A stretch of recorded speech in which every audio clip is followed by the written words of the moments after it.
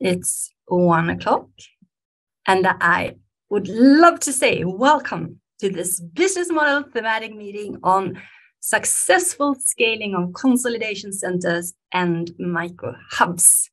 And my name is Malin Andersson. I'm program director at Drive Sweden. And I will soon give the screen to Kristina Stenman Jörgensen from AB Volvo and Roland Ilander from Sustainable Innovation, who have set up this meeting and planned it and organized it. But first, a few words about Drive Sweden. Our vision is that Sweden takes a leading role in leveraging digital technologies to shape a more sustainable transportation system. And we are a national strategic innovation program financed by Vinnova, the Energy Agency, and Formas. And in Sweden, there are 17 of these kind of strategic innovation programs. They all run for 12 years. And Drive Sweden we are on our 7th year now. And some of you participating in this meeting have been partners since the start. And every month, new organizations joins. And we are really, really proud and excited about that. By now, we have about 200 partners from 19 countries.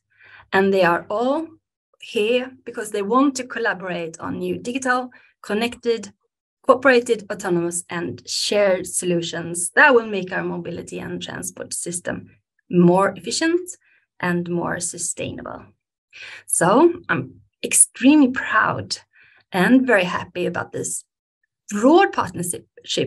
As you can see, you span over the whole triple helix. And that means when we are collaborating, we can make a difference. And Vinnova co-finance our projects to maximum of 50%. We have open calls, but we are also developing projects continuously throughout the years. And one way is through our program office, where you, Kristina, have a seat. And another way is through our business model lab, which is run by Adam and Roland. You will meet them in this meeting.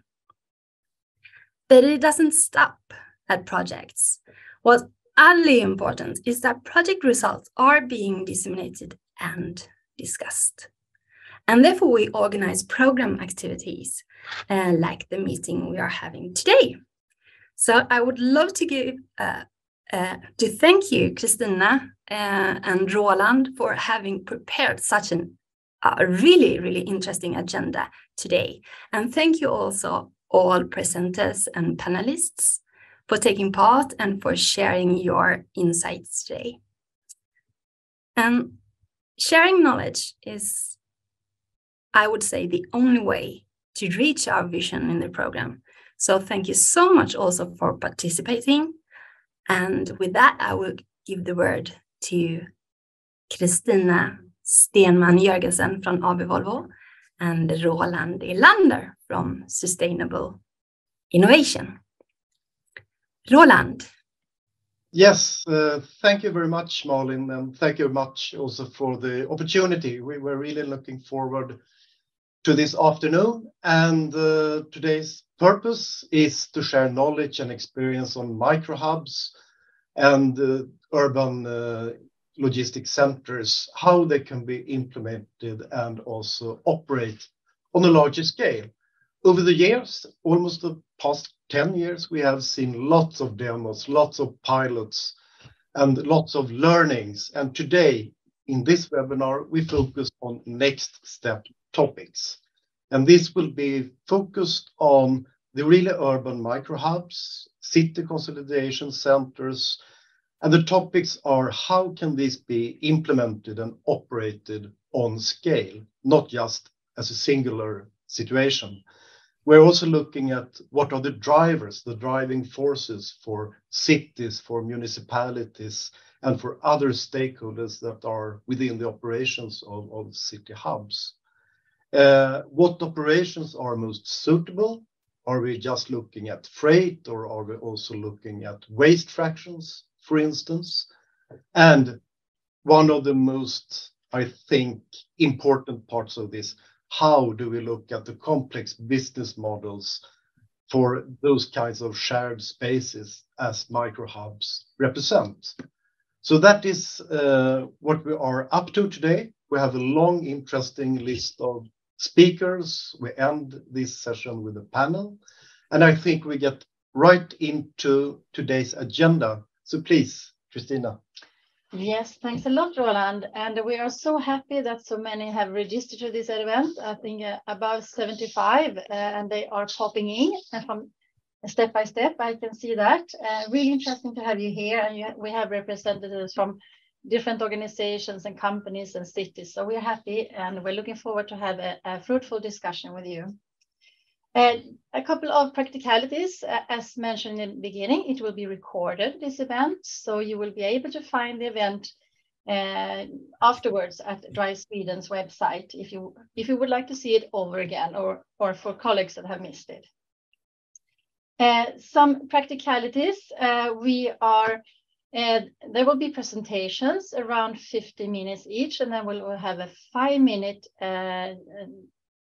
question period there. And if you would like to ask questions, you cannot do that orally, of course, as we are so many online, but you are much welcome to do that on the Q&A, as you see in below in the picture. So please just add your questions there, and we will try to answer to them or the presenters.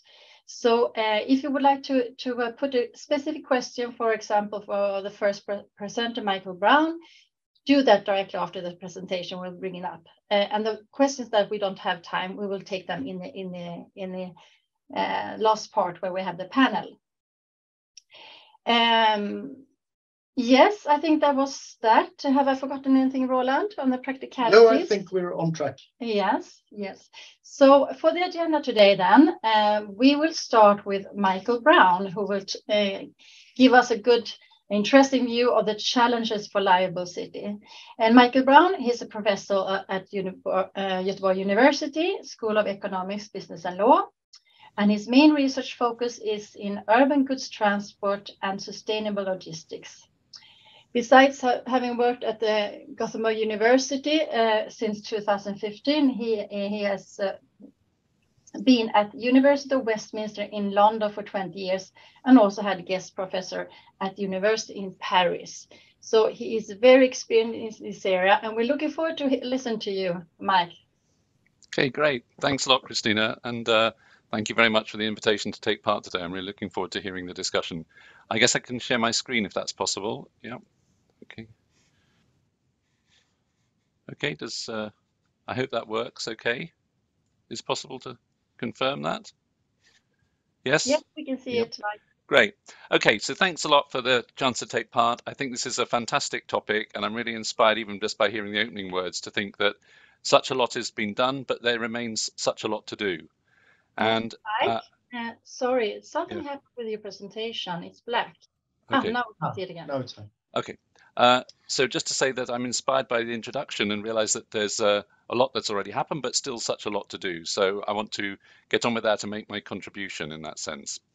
I couldn't help thinking when you invited me, trying to remember when I first remember writing something about this, and I realized it was probably before 2005. And I suppose to go to the end of the presentation first, I guess I'm an optimist, but I think I'm an increasingly impatient optimist.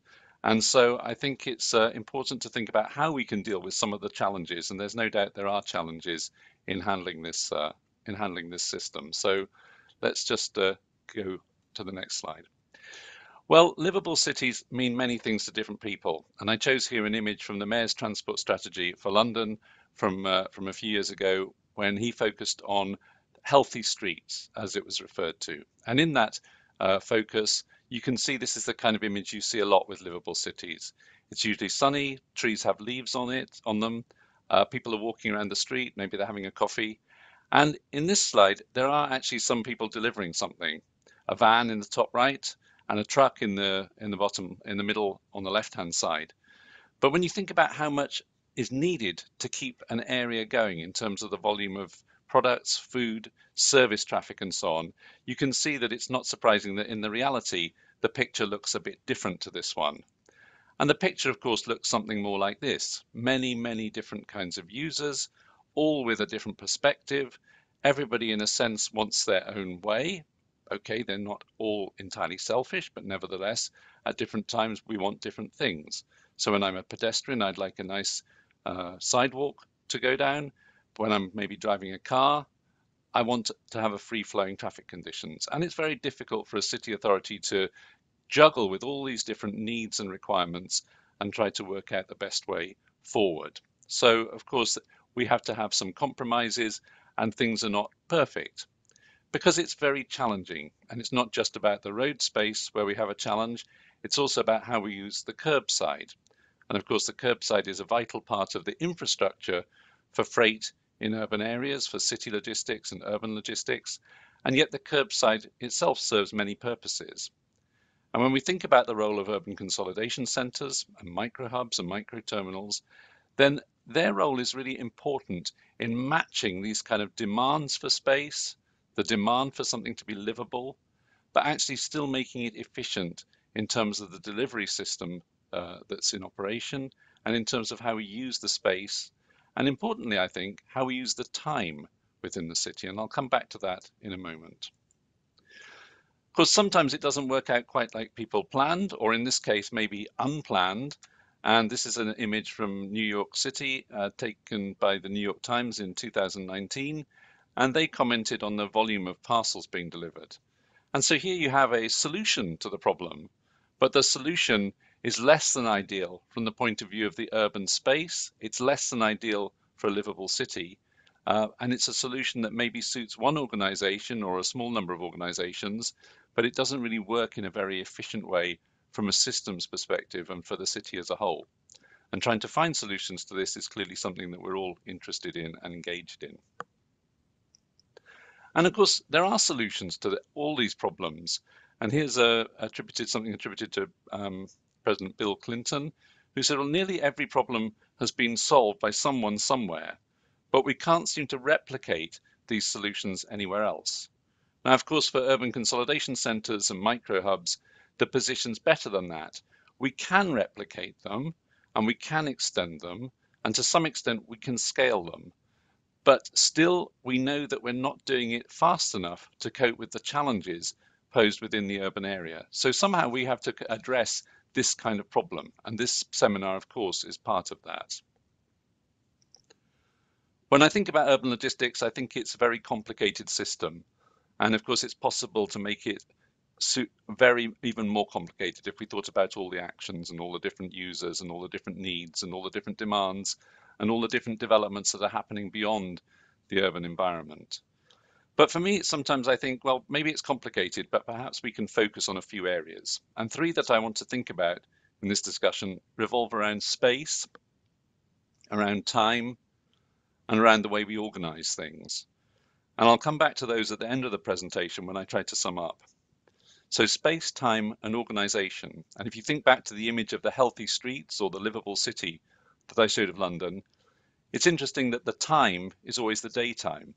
But of course, there's more than the daytime, and we could use the time differently if we organize things differently and if we use different technologies. So there are many things that we can do to change what's around us, but it's difficult to change things because systems are inherently, I think, suffer from inertia and a problem about making too many changes. Now, this diagram is very busy, but just to say it emerged from a piece of research looking at all the different initiatives that could be taken in order to make urban freight transport more sustainable. And these relate to vehicles, infrastructure, operations, and logistics strategies. And in many of these, it's interesting when you look at the picture in more detail, which you can't do because it's too small, but when I blow it up a little bit, you can see that the issue of consolidation and micro hubs and the importance of these terminals starts to become apparent in a whole range of different places here. And you can think about that in the context of, for example, technology standards, zero emissions and reducing noise, access-related questions, the consolidations themselves, the idea of having receiver-led consolidation initiatives, and then last mile delivery practices and how they're going to change. And we're going to hear examples of all of these from the presenters during the course of the afternoon. But what strikes me about it is just how central this idea of consolidation is to many of the initiatives that can be used to actually improve and make more sustainable the urban environment. And I want to sort of keep that thought in mind as we go through this afternoon, because seeing the connections and making the connections is a very important thing, I think. So I said at the beginning that I was inspired, but I was impatient. And I suppose in terms of being impatient, then we ought to think about speeding up the rate of change. And I've looked at this quite a lot, and I've thought about it a lot, and I've taken a sort of a structure that comes from people looking at how social science, tests in social sciences have been scaled up. This usually involves things like changes in the teaching programs or changes in healthcare. And they talk about the demand side, the supply side, and the context. And I've taken this framework and I've adapted it for the case of the urban logistics area. So in terms of the demand side, who is demanding these kind of services? Well, the organizations and individuals who are in the city themselves. There's a lot of demand to change the way that we do things, to make it more sustainable, reduce congestion, improve air quality, and so on. And I think one way of thinking about how to speed up this change is to think about organizations that can influence and impact on this kind of decision making and this kind of process. And here I think about influencing organizations, which a colleague of mine, Elena Bretmo, did her PhD about, which she finished in December last year. And she gave some examples of these organizations, and I want to take two of them. But I'm going to talk about business improvement districts and town centre management organizations. And these are where businesses get together to improve or change something in the urban area so as to make a better environment and a more livable urban space, and at the same time to improve the business opportunities. So business improvement districts come from the US, and they're very large there. And if you look at New York City and then you zoom in on Manhattan, just look at the area covered by the many business improvement districts operating in that part of New York City. And when you see that map, you realize that actually, although there are many business improvement districts, they're responsible for trips and generating freight vehicle movements that are really huge in terms of the impact on the city. And if they became more engaged in urban freight and urban consolidation centres and micro terminals, we'd have some real leverage. And it's not confined to New York City. If you look in London, you can see the same thing. The heart of central London, which is very busy commercial and office area, the heart of central London, there are many of these business improvement districts. Each one of them can be influential, but if they join together, think of the change that they could create within the city. And the same holds true for other cities where you have, for example, in Gothenburg, Innerstaden, and most cities have some kind of city centre scheme to bring businesses into the picture. What about the supply side? Well, Malin mentioned it, knowledge. And I think knowledge and people are very, very important. And I think we underestimate the importance of people in delivering this kind of change that we're talking about. So knowledge and people are important, but so is understanding the systems involved and the need for land and space. And we need to gain a better understanding of the interaction between this knowledge, between the space, and particularly, I think, on the importance of people, individuals in many cases, who can drive this change forward. And there we need to recognize that resources are always limited. So when we think about this, we need to think about the opportunities to make the most use we can out of what we can see to be a scarce resource in this area. And I'll come back to that right at the end of the presentation. And what about the third one, the context? Well, we all know this is incredibly important when we talk about urban freight movements and urban logistics. Cities share many things in common, but the context within any particular city compared one with another is often very different. So we have to think about the context. But we know that in terms of the context, it's been very challenging to fully quantify some of the benefits from these types of initiative. So one of the things that could make a more convincing and evidence-based case would be if we could do more about this quantification. And that's a role there for science and research to join with practitioners to develop better understanding of the changes that are possible when we implement these kind of new ways of doing things. We also know that the context in the urban area is tricky from the point of view of regulation. Many regulations, in many cases they overlap, and the administrative boundaries in cities are also complex from a point of view of logistics activities. And what motivation is there for change? In a sense, I'm always struck by the fact that people would like to change it. They recognize it's not perfect. They think they can be improved. But when you recommend changes, there's often tremendous resistance. So what can we do to overcome this resistance to change, to carry on with things as they are, rather than trying to adopt new ways of doing something which call for change, but adopt them much faster than we've been able to adopt them in the last few years? And in terms of engagement runs through everything that we're doing within the urban environment, and particularly in urban logistics. But what kind of engagement is working best? So I return to the point I made at the beginning about space, time, and organization. When we think about the hubs, when we think about the terminals, and we think about the consolidation centers, space is a critical aspect of this.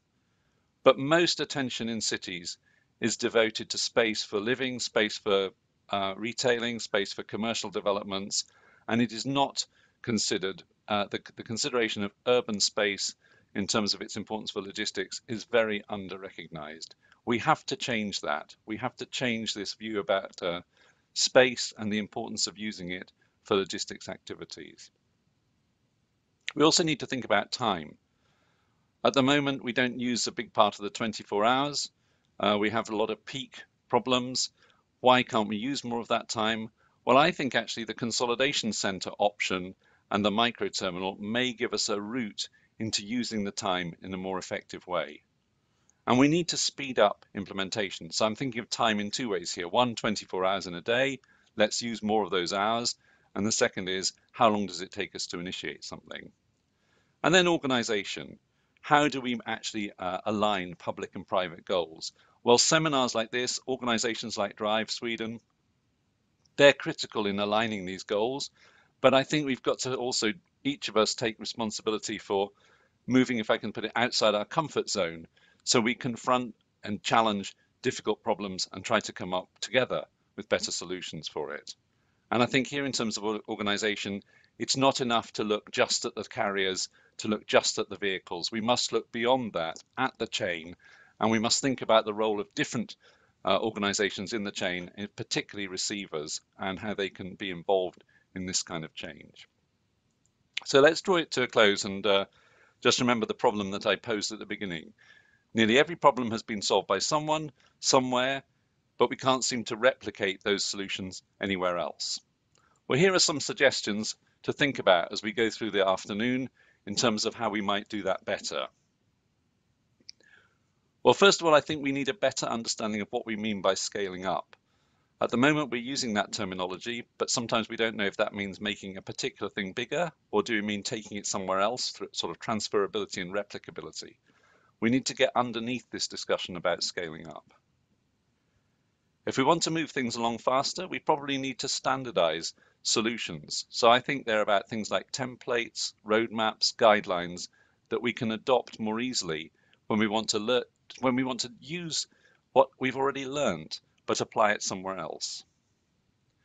I think we need to address questions about restrictions and regulations and incentives. Sometimes they could work perhaps together, sometimes they're seen as opposites, but we need to discuss this in an open way, because it may be the case that some more regulation will be needed if we really want things to change in a meaningful timescale. Essentially, I think we also, if we want to get this message across to a much wider audience and to get the action taken, we do need to strengthen the quantification of the benefits. And this is difficult because the benefits from this kind of initiative are quite widespread and in a sense diffuse, whereas some of the cost-related aspects are rather simple and fall on a small number of actors. So we need to think about this question of quantification of the benefits. And I would argue that we could pay more attention to demand, to supply, and to the context. And by doing that, for different pilots, different projects, different things that we initiate, we could come with a stronger case for the next one, for the one after, and for the one after that. And by doing that, we could also see that we could speed up what was happening. So on that, I want to say thank you very much for listening and allowing me to speak this afternoon. And I look forward to the rest of the session and the discussions. And I'm going to just stop sharing when I can find the right button to press here. Thanks a lot. Thank you very much, Mike. We do have some questions. Also, I would like to encourage everybody listening to pop questions in the Q&As. We like to have a discussion and a broad one as well. But I really glad to notice that you're impatient, so are we. And there are some things I would like to go a bit in detail on. Yeah. You talked about the private and public part of it, and you could see some stretches and some discussions concerning, for instance, freight carriers and city planners. Is that something you could elaborate a bit on? Because that has been on the table in quite a few projects, I would say. Yes. Well, I think it's linked to this thing that I said, that I think organizations and the people, well, organizations are composed of people, and the people within the organizations are not inherently against change, I don't think. But I think that while people can see the benefits of change, change is actually uncomfortable, or often causes some kind of uncomfortable feelings about things. And I think we have to address that and work out how to find solutions to it, because it's for sure that if we just keep doing the same as we're doing now, we're not going to change any of these. We're not going to change this system. I mean, we're talking about consolidation in a sort of with a destination focus. In most cases, what we want to, we're not saying, nobody's saying there isn't any consolidation in the chain. There's a lot of consolidation already takes place, but it doesn't take place on this area-based or destination-based approach. Now, to change that, something has to shift, and it has to be the carriers, or it has to be the receivers, or it has to be the city taking some role in that. And I think we need to face up to that. Yeah. Marlin's asked about examples worldwide. I mean, I think there are lots of examples of sort of things that have been started, and some that run successfully but then don't have a really long life. Best examples are probably to be found where you have a powerful player who decides to take action. So that can be the case for property companies. It can be the case with certain types of actor, like an airport, for example. I know that in Heathrow they've been using a consolidation center successfully for all the shopping, all the products that go to the terminal, into the terminal buildings, for instance. There are examples.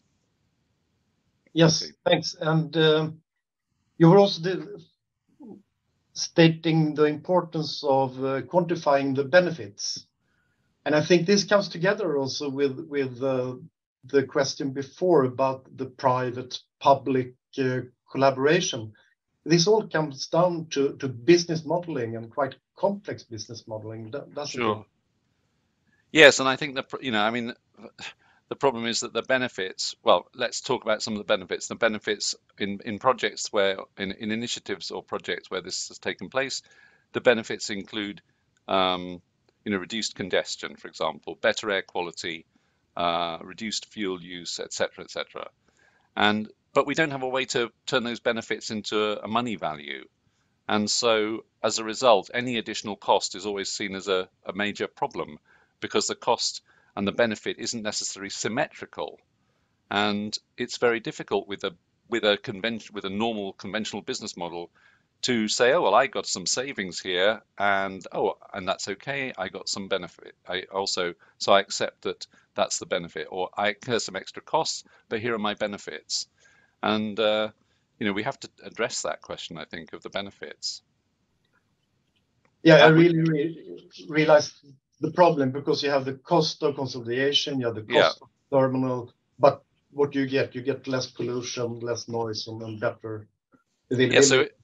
So if we do the simulation and we run the thing and we say, okay, there's less congestion, this is a benefit, that's true, but where does that benefit go? And if it isn't aligned with the change, then it's difficult to make the argument, I think. Yes, and the last question I would like to pop is you also talked about, which I think was really interesting. It's the need of rapid change, and we learned a lot about that with pandemic, with other climate issues in some areas, we do have rapid change, but not so much when it comes to this area. Is there learnings to be made from other industries or other events? Yes, that's a great question, Roland. And I think I'm struck by when I look at the different things that people have tried, I'm always really impressed with the energy that people put into it and the motivation. And I think that's wonderful, but I feel that the legacy of some things is difficult for others to pick up and run with, if I can put it like that. And I think that if the legacy was more of a template or something like that, more of a thing I could pick up and go with it, like franchising, I pick up and I go with the franchise. If something was more readily doable, I feel we would get there faster. So we would prove it, and we would take it, and we would put it somewhere else, and we'd know what to adapt, and we'd be able to get on with this a lot faster if we had a template for it. So my feeling is, we could look a little bit more at some other areas for inspiration here. I guess a little bit about the human beings who would like to innovate, who would like to do things in our way, etc. But exactly what you said, Mike, this is an event that we actually can share a little bit. And there are so many different projects that have been done during the past, I would say, even, do I exaggerate if I say 15 years, Roland? Yeah. I think so. In Europe and in Sweden, we have had a lot of projects. And how come they don't scale? How come they cannot be replicated, etc., in a faster way? That's a little bit the question. And I think that we thank you for the time being, Mike, and you will be back in the panel a little bit later on. Thanks very much. Thanks, Christina. Thank you, Roland. Thank you. And I would like to introduce Bram, and he will share with us a little bit how it works in the Netherlands. Bram is working at TNO. He has a PhD in applied economic science, and he's working in an expertise group for sustainable transport and logistics at TNO. And he has a lot of experience in working in the area of city consolidation, co-distribution, microhubs, mainly in the Netherlands, I would say, Bram. But you have been both doing research and working actively in projects. So welcome to the stage, I can say. Thank you, Christina. Thank you for the invitation. And also thank you to Mike for the excellent broad overview you gave. I started doing research on city logistics in 2014 in Belgium with my PhD at the university. And me and also my colleagues looked often at the Netherlands because a lot was apparently taking place there, especially on concerning city logistics and especially with regard to policies. For more than 4 years now, I'm working in that Dutch context. The picture you see here is Rotterdam. I will be talking a bit more about Rotterdam because that's a very active government concerning city logistics, but I will also give you an overview of what is taking place in the Netherlands in general concerning consolidation centers. And as you can see, I already put successful between brackets because I think hubs or consolidation centers are both successful and not successful in the Netherlands, but I'll talk you through it.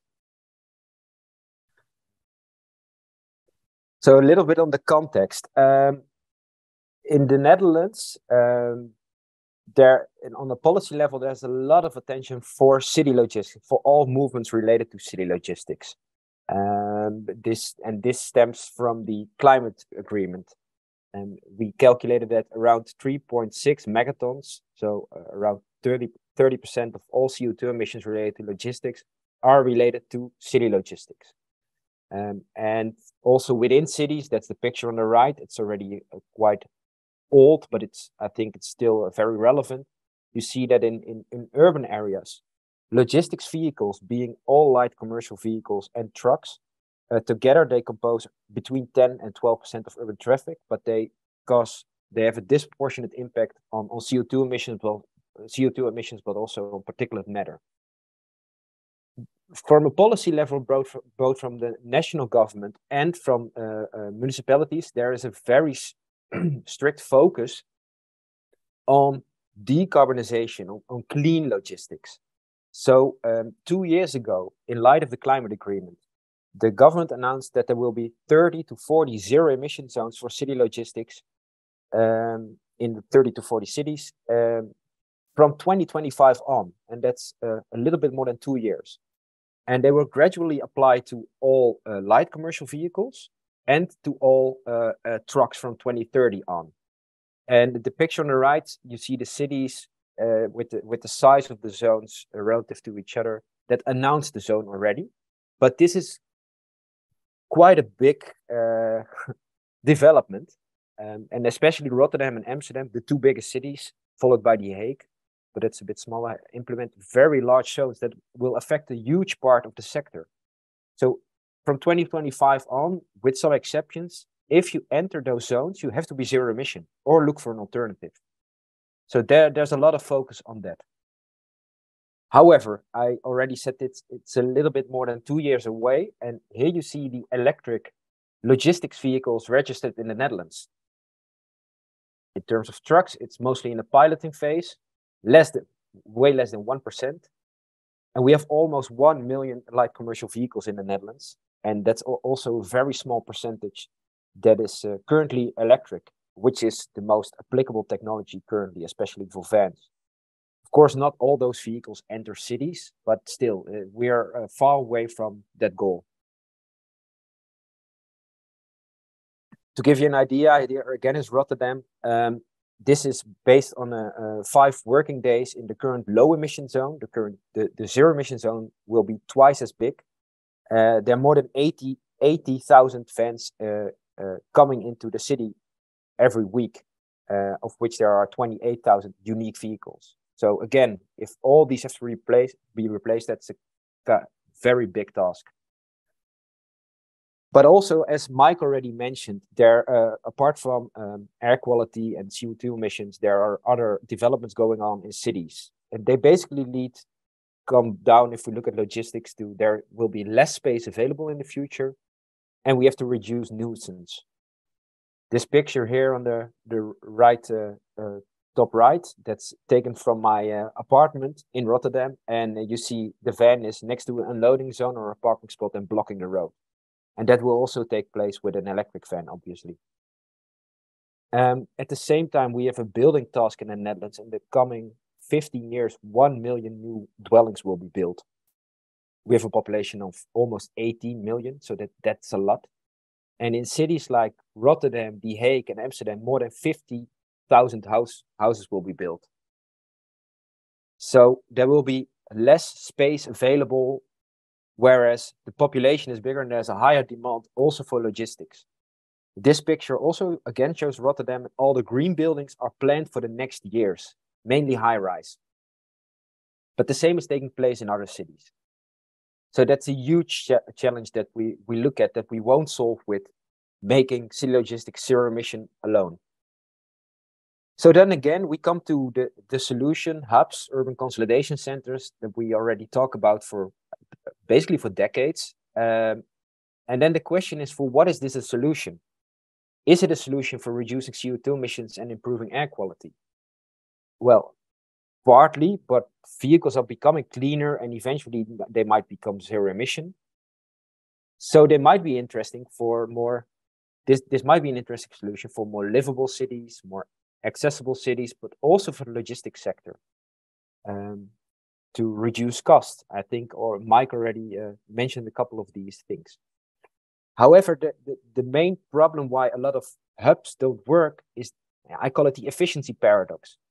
We often say that vehicles are inefficiently loaded, and if vehicles are inefficiently loaded, that they could go to a hub to consolidate those loads.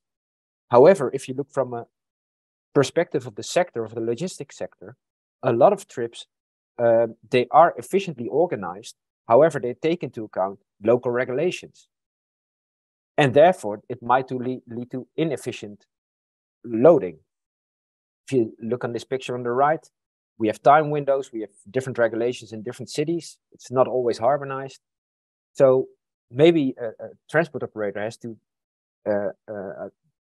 adopt 2 vehicles to go to these cities, those cities within the time windows, instead of one vehicle supplying both cities. So the question here is, what is efficiency? Do you look at it from a perspective of the operator or from the perspective of the city or a specific area. And that is not always, they're not always on the same page. And I think this is the bottom line when a lot of hubs are theoretical interesting solution, but they don't always work. So again, this urban space scarcity leads also to the question, how could we reduce the number of logistical vehicle movements? Can we do that through hubs? But the question is actually a bit more complicated. As stated here on the bottom, there's an urgent need for transferable, smart, and clean urban logistics concepts that decouple the transport that comes from outside the city and that goes into the city. But there should be a proposition to the logistical parties as well. So some lessons on hubs, but maybe a bit more wider on city logistics in the Netherlands.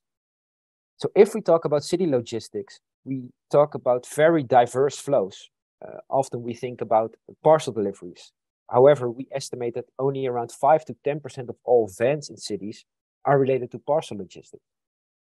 So 50 to 70% of all vans, light commercial vehicles, they are more service driven. For instance, a plumber that is driving around, or a window cleaner that also uses a van.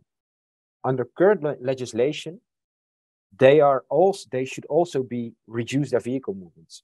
So logistics is very diverse, and this diversity has to be taken into account. At the same time, we also have to acknowledge that a lot is already taking place efficiently. So you also have to consider the diversity in logistical structures. If we supply a construction site, by the way, construction logistics is responsible for 30% of all CO2 emissions related to city logistics. That's already quite efficient often. We have to look at the very small fragmented deliveries. Those are very interesting for hubs. Service-related deliveries, they are a more difficult group to tackle, but they are driving around often with a low load factor, as transporting goods is not their primary business. That also brings me to the point that if you talk about hubs, you need to also consider this diversity in types of hubs. For instance, for the construction sector, a park and ride might be an interesting hub, and carpooling, whereas a construction hub for heavy goods might also offer prefab materials, which is again different for a hub for waste logistics. So this diversity is very important. And what we see in practice is that there are already a lot of dedicated hubs that bundle flows within specific networks that then go into the cities. I listed some examples here, from a fresh wholesaler to big transport operators, but also cycle couriers that are operational in every Dutch city. We also see more multi-client or open hubs. They appear and sometimes they disappear. Quite a successful category are hubs focusing on the supply of large institutions, like the organization I work, like the government, schools, hospitals, because there, as Mike also said, you have someone who can direct and the flows towards the hubs. Also, with the big building tasks, some construction hubs are starting up in the Netherlands. So there are some good developments going on. So I think it's important to also look at this distinction, the types of flows, but also what is already out there and where can be bundled more in dedicated hubs of maybe big parcel operators. On the right-hand side, we see very small hubs that are sometimes, some of these are already bankrupt and new ones appear. A very positive thing that is taking place in 4 to 5 municipalities in the Netherlands right now is that they also look at space for logistics centers aimed at those cities. This again is a picture from Rotterdam, where in their environmental vision, their planning agenda, they reserve space that can be eligible for logistical centers. So logistics is on the planning agenda of municipalities, which in my opinion is a very positive development. Another thing that is taking place on a policy level related to hubs is nuisance within cities. This is a beautiful picture from Amsterdam. It's composed, but nonetheless, it shows that we need logistics, but that there is also nuisance. And this, especially the dark stores that came up 2 years ago, led to the insight that this has to be regulated. Logistics is something that has to be regulated also in planning agendas, and not only on the mobility side. Because, and this shows some possible future scenarios of how logistics within a city can work. Whereas the logistics sector changes very fast, planning takes place for the next 30 to 40 years, both within and around cities. And that's why it's important to connect those domains as well. And another interesting development, the last one that we see in the Netherlands, is that some big real estate companies, they are entering the city logistics market basically by starting up big, in this case, campuses or hubs focused on specifically on city logistics. We are starting a new project with the City Logistics Innovation Campus in the area of Amsterdam and the National Airport, where we will test different propositions to attract vehicles to these hubs. And the most important thing here is that a hub should be more than moving boxes. So it should also offer an added value to potential users. For instance, can you also make a carpooling spot there? Can you also look at dark kitchens where you also in this location you cook meals and then they're transported in a consolidated way into the cities?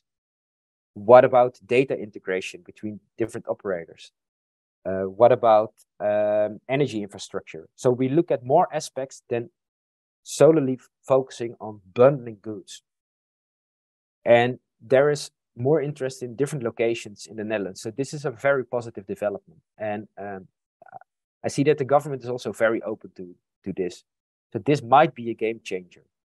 But again, it should offer good value-added services to potential users, also outside the logistics sector, but also by shippers or receivers or energy providers, OEMs. So to wrap it up, on the right, you see a picture of an article from 2007 that is very famous in the research community. And I think that is still taking place. If we really want hubs to work, still there are already quite some of them. And I think that's in line with what Mike also presented. We have to change the context. And that's the picture on the bottom right. If there's no necessity to change behavior, to change your operations, it won't work. It's not going to happen on a large scale. And in that sense, the urban space scarcity might be a bigger game changer than those zero emission zones in the Netherlands. At the same time, we have to consider this diversity in flows when we talk about hubs. It's not a one-fits-all solution. And a very positive thing is that logistics, again, is getting on the planning agenda of governments. And so it will be a topic for the next decades and not a kind of an ad hoc opportunity that some policymakers or investors see. I think I would like to leave it to that. Thanks a lot, Bram. Very interesting with all your experience with different hubs during many, many years. I'm thinking of you mentioned this with single and multi-client hubs. Very interesting, and also real estate. What would you say are the main benefits of having single client versus multi-client hubs? Is there any of those that is more business viable than the other? Have you seen that? I think if we talk about dedicated hubs, a lot of big logistical parties, especially the parcel companies, they are moving their distribution centers closer to cities. And anyone can become a client of them. And they transport at relatively low cost. If I want something transported, that's fine. However, not all companies enter into that model because they also want connection with their client. Yeah, they're like this white level deliveries. Yes, and when we talk about urban consolidation centers, we talk about these multi-client hubs. So on the one hand, hubs are there. We can bundle easily by becoming client of a dedicated hub. On the other hand, those multi-client hubs, they're often more specifically tailored to a specific flow, like construction logistics or fresh goods, and they can offer additional services so that I have a reason to outsource my operations to them. But that business model, it's working. For instance, in construction, it's starting to work, but it's difficult as long as the context stays the same. Yeah, and it's always the business model in the core there that is important. What would you say that there are any main barriers for having a business viable consolidation center? What are the main there and the main obstacles? I think a very important obstacle is that we have to, let's say, break the system open. We often look at the logistical companies because they are causing the nuisance, but they are just, I think, also they are just doing what we as a society, as consumers, as institutions demand. So we also have to look at this wider system, I think also in line with what Mike said. Look at the receivers. What can we steer there in their behavior? Look at the shippers and other parties than just the logistical service providers. And there's too much focus on them still. And the main barrier, again, is it's still too easy to get into the city with a low vehicle load. Yes. Yeah. And thinking of this congestion in the cities, of course, what has happened in the past years is that the vehicles becoming smaller and smaller, and that might be very agile, and it's easy to get into smaller streets. But on the other hand, it will be more congestion with more vehicles running around. Yeah. Roland, do you have any more comments? Yes, thank you very much. Yeah. It was very interesting, and I think you talked to us about the efficiency paradox and not just moving boxes, but if you look at the boxes for a while, I mean, if you have like a micro hub in the city, you have new additional costs for reloading, for having personnel, having a system, having a space. Is that part of the efficiency paradox? And as Mike also stated, that the benefit comes of different values, or how do you look at this? I think we see logistics reappear in cities by the bigger companies. They have the volume and apparently the business case to have their logistical facility placed there. I talk about parcel delivery companies, but also by companies like Amazon, Gorillas. And yeah, they will be there. And the positive thing on that is, I think it was a reason that on the policy agenda, logistics appeared on the policy agenda, because what I often see, and I think there was a very excellent PhD research 10 years ago by Maria Lindholm, is that there's no capacity and interest with policymakers for logistics. It's something we don't want to see, but what must be there. So if these developments appear, it is also a reason to get it on other policy agendas, like the urban planning department, like the economic department. So that's a very positive development coming forward out of nuisance. And I see in the Netherlands the same is taking place around cities. Yeah. So I guess on your last slide, you did I think very condensed conclusions, which was interesting. But still, if you look at success factors, would you say policy making is one of the most crucial ones? Yeah, across different domains. Yeah, because I've seen in multiple cities, also outside the Netherlands, there's really a lack of capacity for this topic. It's often considered as something in a silo, whereas it should be wider mobility and urban planning domain. Yeah.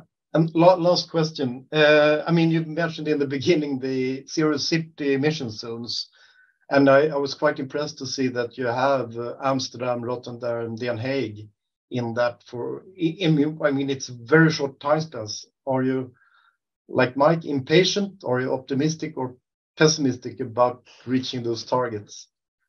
it set things into motion. Yeah. But there will be, if they will be implemented, there will be exceptions. So for Euro 5 vans, they can also drive into 2025, maybe 26, then Euro 6. So it will be gradually implemented. Because the big companies, they will move into electric vehicles, but especially the small and medium-sized enterprises. A local bakery, for instance, or a local retailer that also has a van, that will be the big challenge. And I think communication will be a very important component over there to get them on board. Yeah. Thanks a lot, Bram. Thank you very much, Bram. Okay. Thank you. And our next part of this is actually that we leave the Netherlands for Järfälla and Barkarby. And I'm very glad to introduce Clarence Ström from Ragnsells.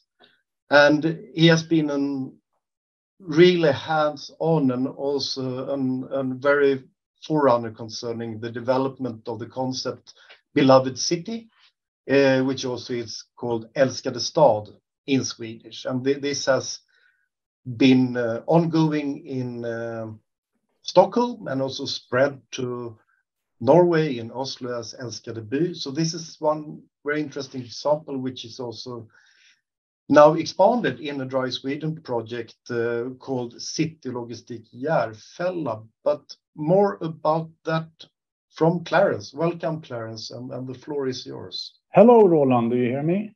Yes, we hear you fine. Thanks. Thank you very much for inviting me to talk. My name is Clarence Ström. I work as a project manager at Ragnsells Recycling AB. I'm here today to talk a little bit about what we do regarding consolidation and first last mile management of goods and recycling. But first off, just very, very briefly, what is Ragnsells? Ragnsells is an environmental company founded in 1881. Our main business is to work with materials in 3 different ways: recycling, reuse, and detoxification of materials. And some key facts from 2021, here are the total sales, the total number of employees, and we operate in Sweden, Norway, Denmark, and Estonia. And last year we treated about 6.3 million tons of materials. Ragnsells in Sweden is divided into 3 business areas. In the middle here, we have the treatment and detox department, which solves the tricky waste problems. They are taking care of landfill and hazardous waste. They have their own sites around in Sweden. And we also have the new value chain department. Here's where our research department also lies. And to the left, we have the Ragnsells Recycling. And that's where I come from. Ragnsells Recycling is the transport and logistics bit of Ragnsells. We work with different segments like industry, real estate, and construction. But we also have a sub-segment called City Services. And City Services is basically this picture. And to the right here is our main business, what we have done for many, many, many years. And what we do is that we offer a total solution regarding waste management and goods and parcel management within for instance, a shopping mall or train station. And this is very successful. We have established this at 19 sites in Sweden, Stockholm, Gothenburg, and Malmö. And what we do basically is that parcels and goods also are being transferred from the terminal into the micro terminal within the train station, for example. And then Ragnsells employees work at the site and they do the last meter delivery to all the tenants and combine this with a first meter pickup of recycling. However, when we look into the future, and we see that we need to draw inspiration of what we do here and move it out from the real estate owner and have a neutral hub in, for instance, a city center that enables us to service different customers and different real estate owners from the same hub to get a more total holistic solution for this, both the parcels and the waste management. And we have actually done the first steps in setting up these kind of hubs. We have 3 of them right now, 2 in Stockholm and 1 in Malmö. And one project that really helped us going forward with this kind of work is the Älskade Stad project, called also Beloved City in English. It's all about cooperation, collaboration that benefits the city. And here to the right, you see a picture, and you have the hub in yellow here, represented in yellow in the picture here. The basic idea is electrified last mile transport of goods combined with first mile recycling management. This is currently active in Stockholm and Malmö in Sweden, and in Oslo and Trondheim in Norway. This type of business started in 2017 in Stockholm, so it has actually been going on for quite a while. And of course, a central hub is the key for this operation to work, basically. So the freight carrier deliver goods to the hub, and then slow-moving electrical vehicles are delivering the parcels to all the recipients in this area, the defined area, which is decided not only to the building that the actual hub is located, but to the entire area here. And we also do pickups of recycling materials and bring it back to the hub. And it becomes joint loaded into larger containers as a compactor. We have several compactors in the hub. A compactor is a big machine that compresses waste, basically like a ordinary garbage truck, but without the truck, so to say. Some materials is not suitable to compact, like electronics and light sources. And in Stockholm, these compactors that can contain about 3 to 5 tons of recycling materials are picked up and emptied during the nighttime, which is also a very good thing for the environment and reducing traffic jams and so forth. And if we look at Älskade Stad a little bit more closely in Stockholm, it is a cooperation between Ragnsells, where I'm from. We are the operator of the hub and the electrical vehicles. There's Bring also in the concept. Bring is the provider of the parcels that's been delivered within the Älskade Stad projects, and that's about approximately 4,000 to 5,000 per month. Vasakronan is also a partner who is a real estate owner that has provided us with the necessary space for this operation to work.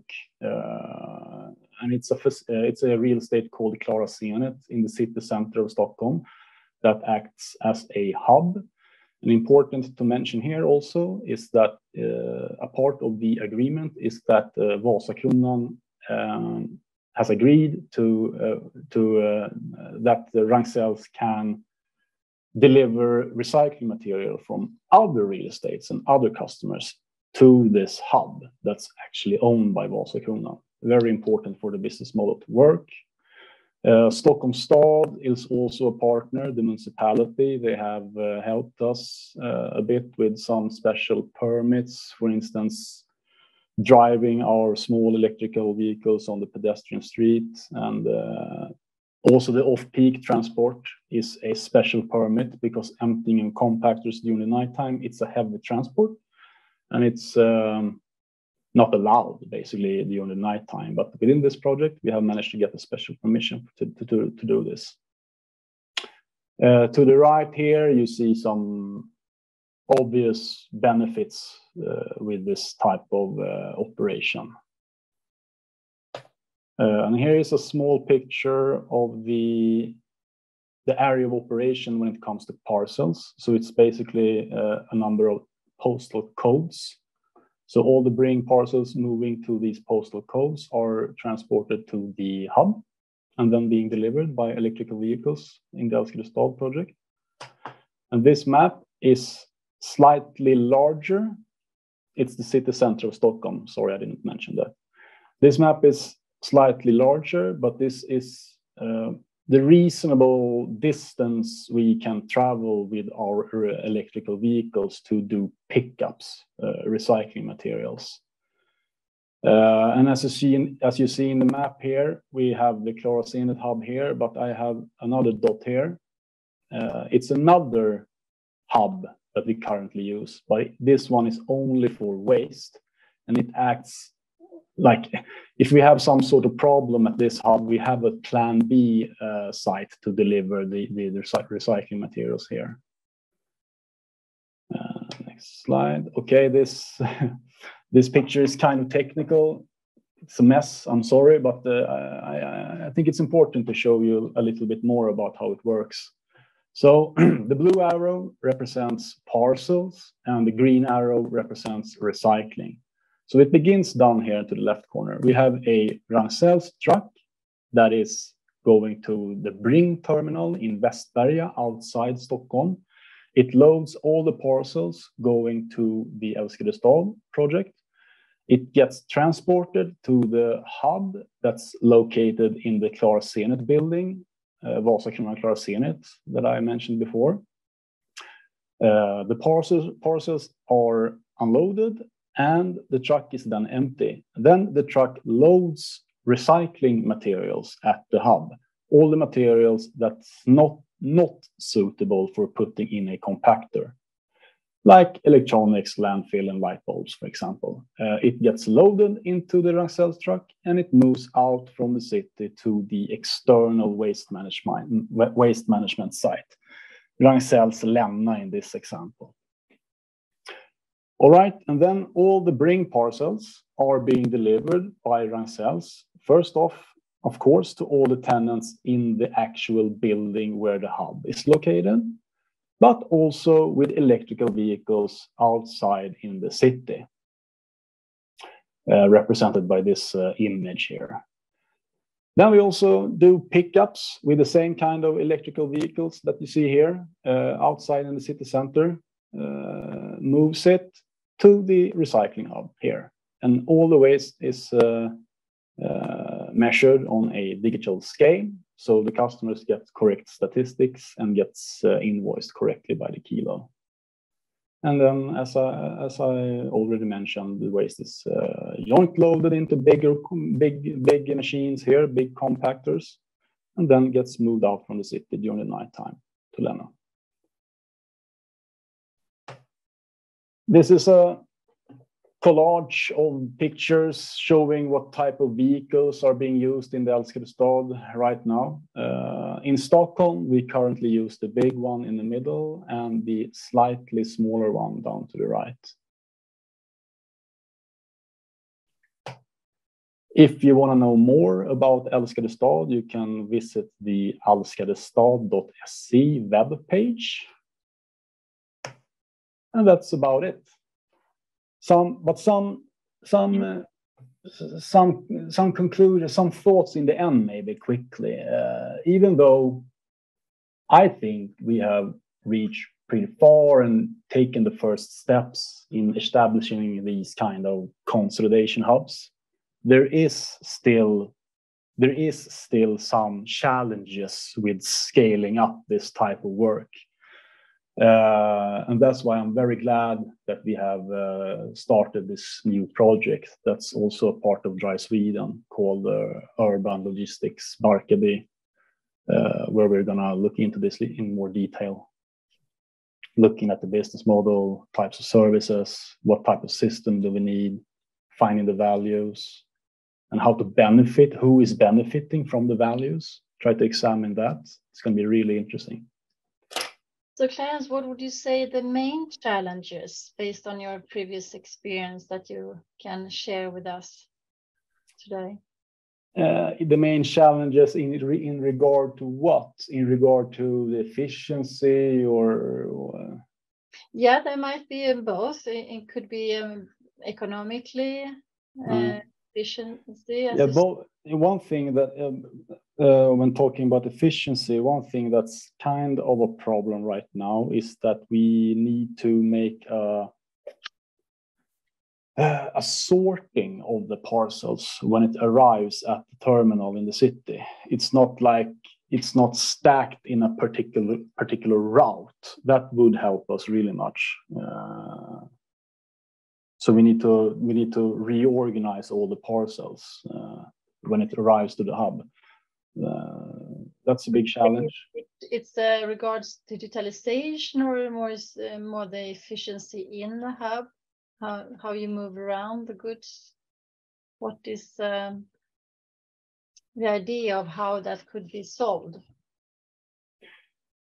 Yeah, basically, if we had if we could solve the problem with the goods being kind of in not any particular order when it reaches the hub, if it was stacked in a route from the beginning when it arrives at the hub, that would dramatically reduce the time, I think, for making all the deliveries and all the preparations for the deliveries,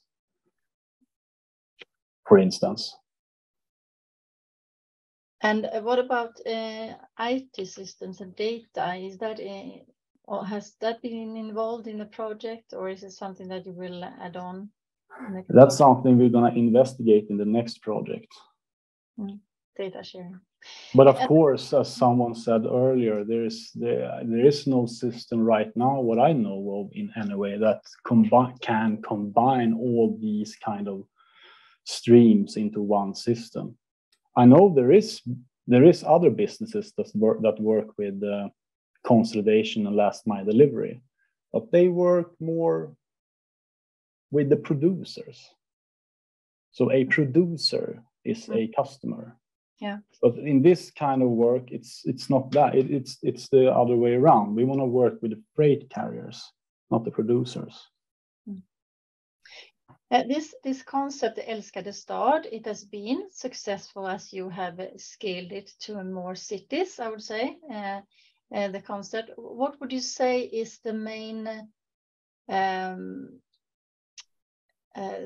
success factors in being able to scale it up and have I guess that you have some kind of business viability in the hubs today? Mm-hmm. I mean, the main success is obviously the sustainability of it as in for the environment, of course. Mainly the vehicles. But it's also I don't want to go into the exact details, but it's also an enabler for opening up for other type of businesses. It's an enabler to establish a hub. Is it kind of what Bram also talked about? It's not just about moving around boxes. No, it isn't. And what we want to do in the next, and what we want to do in the future, we want to do more services and maybe work with more partners. There's lots of stuff you can do that can be originated or connected to a service hub in the city center, I think. But I mean, Roland, the problem, I wouldn't say problem, but the challenge is to make all of this plannable. Yes. But would you say, I mean, the volume is also a very important element to have enough volume. You're talking about adding on partners. You have, I mean, waste management, Ragnsells, and you have Bring as logistics company. Would you say it would be possible to bring in another logistic actor?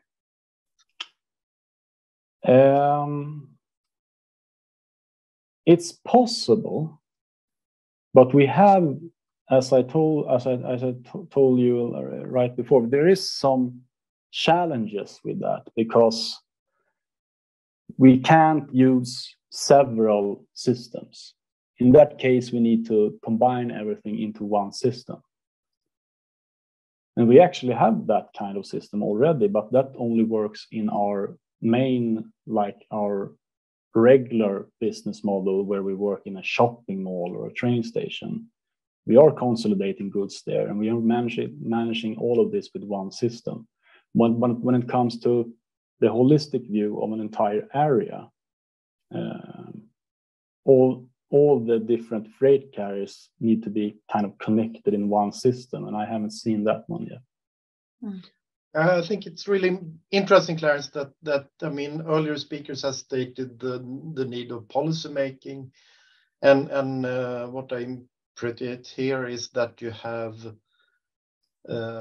also put on the table that digitalization is very important for scaling if we should comprise more materials in one microhub, for instance. Digitalization and business models are the most important thing. And also, I really think real estate owners can take more responsibility, I think. That's really interesting to hear as well. So we have real estate owners, business models, and digitalization as conclusions on your side. And the municipality regarding regulations. Yes, the cities as well. Great. Follow that up in the panel a little bit later on. Yeah, see you back in the panel. Thanks a lot, Clarence. It was really interesting to hear. Thanks. And the new project that Clarence was talking about is located a bit outside the city of Stockholm in Järfälla kommun, where a whole new city, Barkarbystaden, is about to be established. And this is a quite large scaling up of a brand new city, actually. And we're happy to introduce Jenny Ångman, who is head of innovation at Järfälla kommun, and to hear about Barkarbystaden and also the need and also the driving forces from the city planner to look into the need and the use of material handling and city hubs in a brand new city, actually. So this part, I also would like to say, will be in Swedish. And welcome. The floor is yours, Jenny.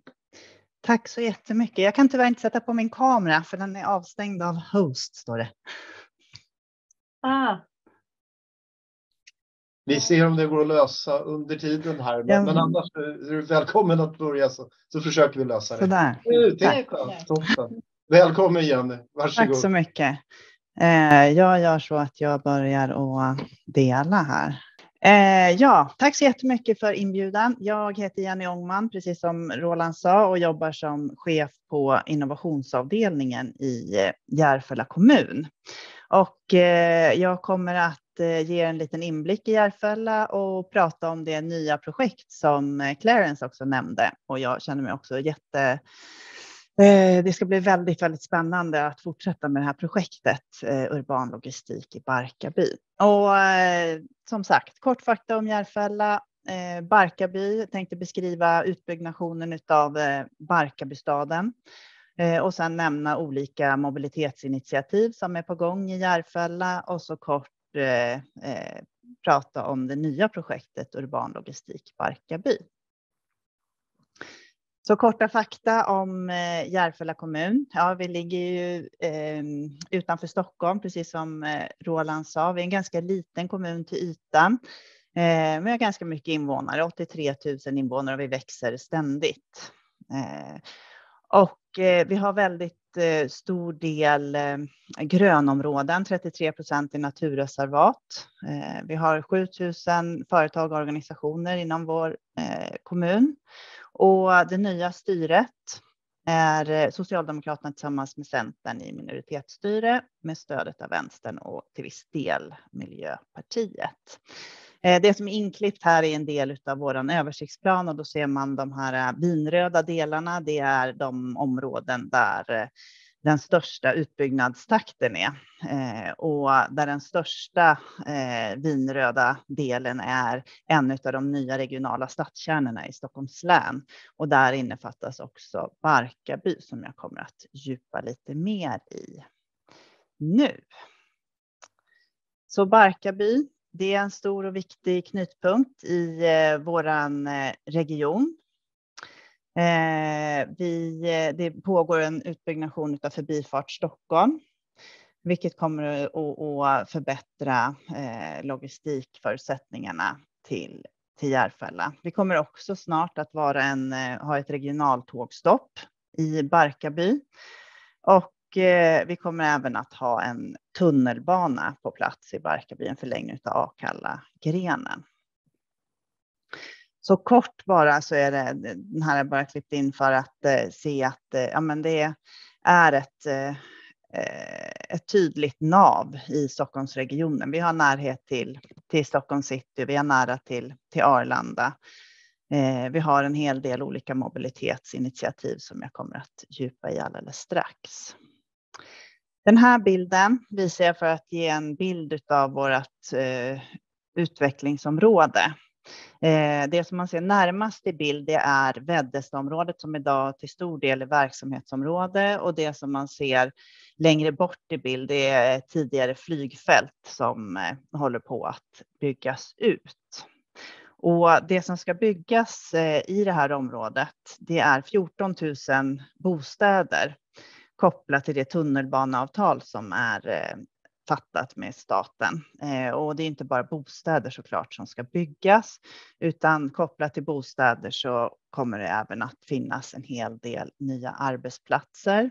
Man satsar på idrott, hälsa och kultur. Självklart kommer det finnas en hel del handel. Det är ett extern handelscentra som finns i området idag, och då byggs den nya staden dikt intill. Och på den här bilden så är det de ljusblå plupparna som är själva köpcentret idag. Bland annat IKEA ser ni där, och Stockholm Quality Outlet. Det kommer ju självklart också finnas utbildning, vård och omsorg och torg och parker och allt sådant. Men även kollektivtrafik, tunnelbana, buss och regional- och fjärrtågstation som jag nämnde. Så det är en helt ny stad som byggs här. Och då har vi varit inne på en del kring hållbarhet i städer. Och Järfälla kommun var väldigt tidigt ute och gjorde en koldioxidbudget. Jag tror faktiskt att vi var först ut i Sverige att göra en koldioxidbudget tillsammans med Kevin Anderson. Någonting som var intressant av den här, det är att 80% av utsläppen kommer från transporter, vilket gör att vi har ett stort fokus på transporter, men även på byggnation där 20% kommer ifrån. Och den här utredningen sa också att vi behöver minska våra koldioxidutsläpp med ungefär 15% per år för att klara vår koldioxidbudget. Och det har gjorts en uppdatering av den här förra året, och jag har för mig att koldioxidbudgeten tar slut om 7 år ifall utsläppen fortsätter som idag, och då för att nå 2-gradersmålet.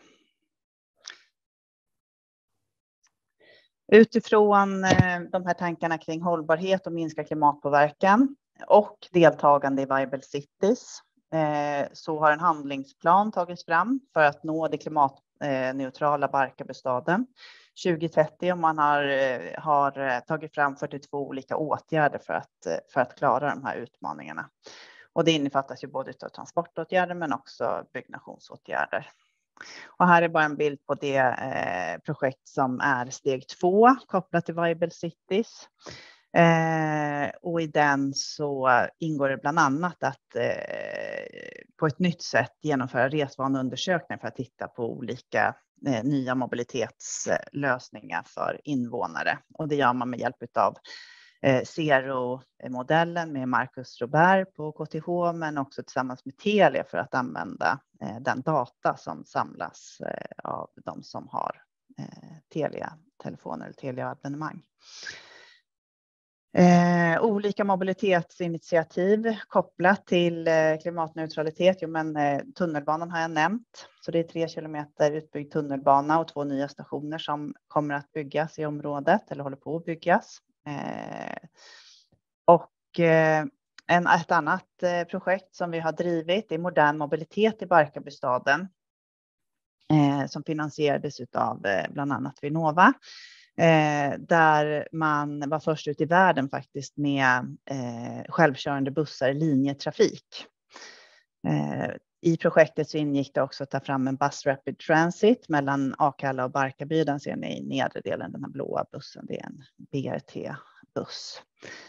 Man tog också fram en app, Travis, för att kunna boka olika mobilitetsalternativ direkt i appen. Alltså att kunna boka en elskoter eller en BRT eller en autonom buss eller tunnelbana eller vad man nu vill åka.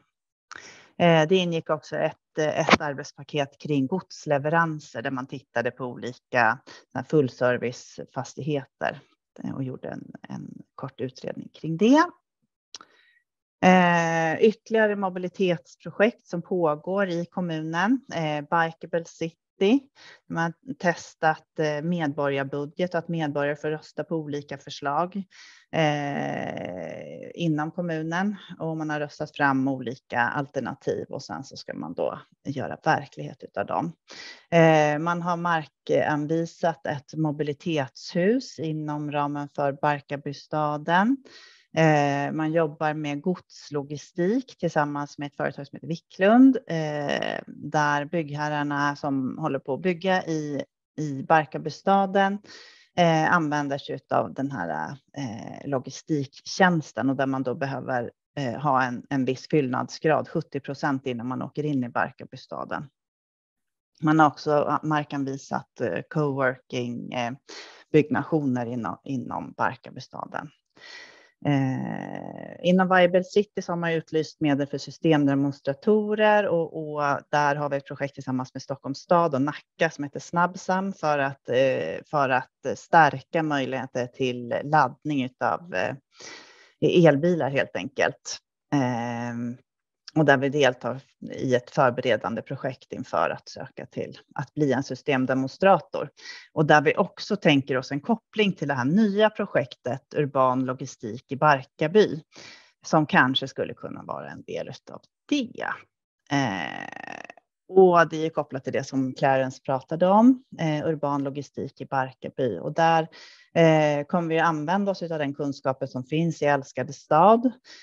Men att bygga på det också med det som Clarence var inne på. Att ta fram en öppen digital plattform för delning av data. Och där man kan samverka i ännu större utsträckning och där man kanske kan titta på, eller där vi kommer att titta på nya affärsmodeller och hur kan man skapa ännu mer värde. Och det är ju också ett sätt att kunna skala upp den här typen av lösningar. Så det var egentligen det jag tänkte säga. En kort överflygning över Järfälla och våra mobilitetsprojekt. Men, tack så mycket Jenny. Mycket intressant att höra. Och det här blir ju liksom en ny stad som växer upp från inte ingenting. Men det är ju liksom ett väldigt stort starkt utvecklingsprojekt. Så men en kort fråga tycker jag liksom det är väldigt intressant att se hur ni ser. För det fanns ju med här med mobilitetshus och godslogistik. Men i hela den här stora planeringen av en helt ny stad. Hur mycket plats får egentligen det här med återvinning och gods och den typen av materialflöden som ska fram i staden? Är det risk? Det är det vi är oroliga för att det får för lite uppmärksamhet, enkelt. Att utmaningarna är större än man kanske tror. Ja, men det är en jätteintressant utmaning, Roland. Och en väldigt viktig fråga. Där vi bland annat jobbar med sopsug för vissa fraktioner. Men det passar ju inte alla fraktioner såklart. Och det är där det här projektet kommer in. Som ett otroligt intressant projekt att faktiskt titta på förutsättningar för markanvisning av den här typen av lösningar. Men så långt har vi inte riktigt kommit än att vi vet vad det skulle vara någonstans idag. Den här lösningen som vi har tillsammans med Wiklund, den ligger ju inte i själva Barkarbystaden utan omlastningscentralen ligger utanför vår kommun. Ja. Och det är väldigt intressant stöd att det kräver en viss fyllnadsgrad och så vidare. Ja, det är jätteintressant. Tusen tack Jenny. Och vi kan ju se här i Göteborg som ett annat exempel på hur vi har byggt senaste tiderna och då man jag kan säga, historiskt sett så har man gärna haft bakgator där man har då använt sig för att lasta av material och gods och så vidare.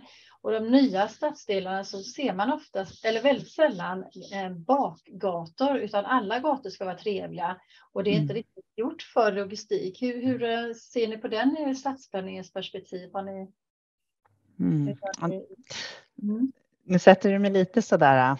Jag jobbar inte riktigt med stadsplanering, men jag håller med om att det är väldigt mycket framgator och inte så mycket bakgator. Jag kan inte riktigt svara på hur man tänker på den frågan ifall du tänker på just bostadshus. Men sen ifall jag ser på de olika verksamheterna som finns inom området så finns det ju bakgator och möjlighet för inlastning, utlastning på antingen under mark eller via parkeringsplatser. Men jag är inte rätt person egentligen att svara på den frågan, Kristina, tyvärr. Men det ska bli spännande att följa det här projektet som du, Roland, också är involverad i. Nu tror jag att vi får tacka så jättemycket, Jenny. Och så har vi ett liten paus här nu. We will take a small break for you English speaking. So, welcome back. Hope everyone got a coffee or tea. And we will continue now, Roland. Yes, let's get on. Hope you get a refreshing stretch and coffee perhaps. Now we are approaching the heart of, or the core of one of the most important topics in this webinar. And that is on business models. To be more specific, it's about complex and collaboratory business models.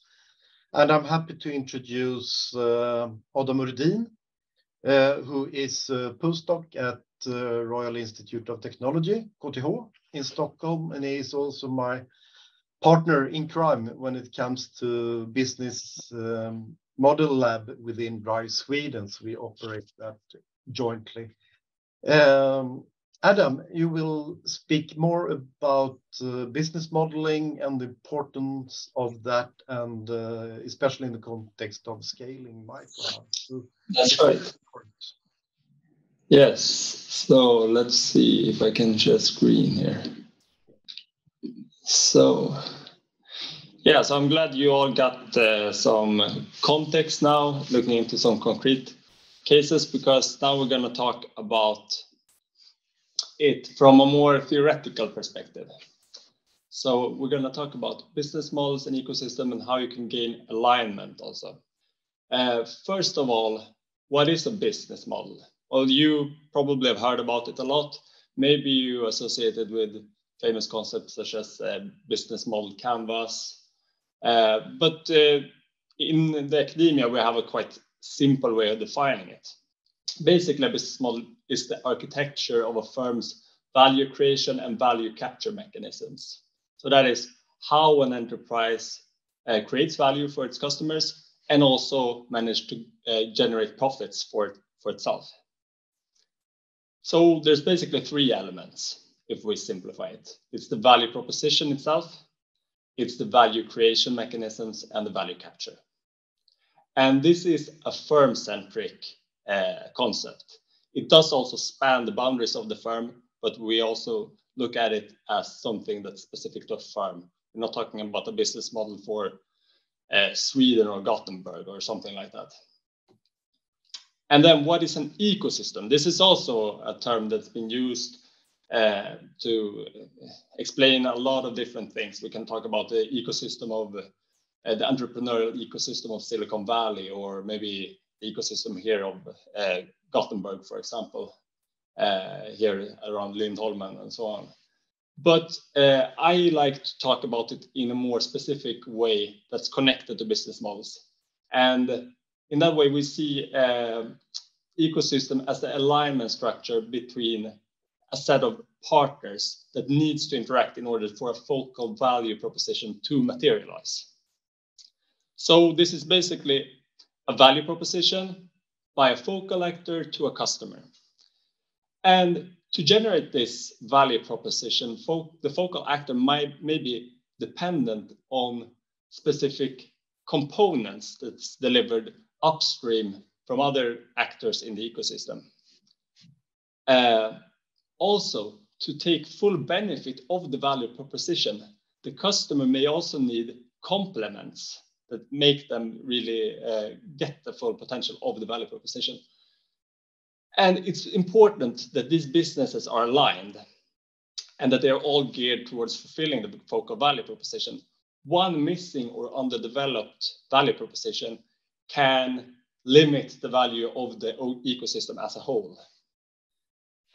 So if one actor in this ecosystem, for example, cannot capitalize or cannot capture value, that they will not be willing to participate in the ecosystem, and the ecosystem will not materialize. So therefore, it's very important to have this ecosystem perspective when you try to develop new businesses. So I'm going to give you one example. Uber. And this is an interesting example because it's a two-sided platform business. And so here, when I illustrate this, I'm using the ellipse to characterize an actor in the ecosystem, and a box to characterize a specific value proposition. So here we would, for example, have Uber, and their central value proposition would be convenient taxi service. That's at least how I would see it as a customer of them. I would not see it as a ride-sharing service. I'm looking at it from my perspective as a taxi service. But to deliver this, Uber is, of course, dependent of other components, so their drivers. And the drivers, they are, of course, using their own car, which is kind of unique with this business model. And Uber is also providing a service towards these drivers. It's another way of looking at it. So Uber is providing an easy way to spot nearby commuters that are trying to hail a taxi. And you can also see it as the drivers are actually the ones providing the service and transportation towards commuters, and seeing Uber more or less as someone facilitating this. But we can also map other secondary value propositions here. For example, the rating. So when a customer does a rating of a driver, it can benefit the good drivers, for example, giving them a better reputation on the platform. But it's also very good for Uber, since they can see which are the ones with a good behavior. And this also goes in the other direction, of course, that drivers can rate the commuters as well. So we're going to look at this concept, but take it to the logistics services. So here's a very simplified version of how the logistic ecosystem look like. So we have a logistic service provider like Schenker, DHL, Bring, whatever. They provide logistic services to the transport buyer. But to do this, they usually contract a haulage contractor that is actually the ones doing the transport from point to point. What happens when we introduce a consolidation center? So this might be very different depending on who we consider as the customer and who is considered the component provider and the complementer. So I will introduce two hypothetical simple ecosystem configurations that have completely different business models.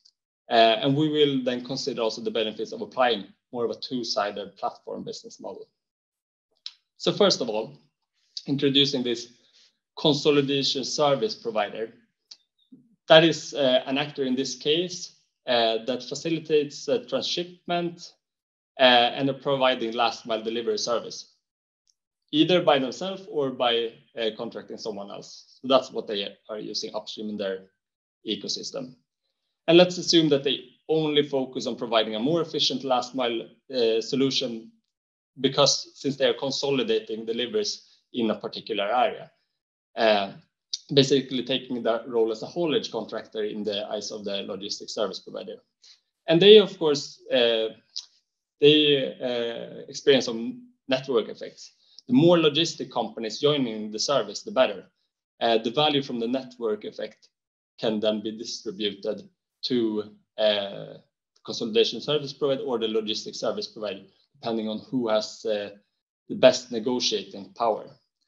But of course, when we have more people joining the consolidation platform, we can get economies of scale and get this type of benefits.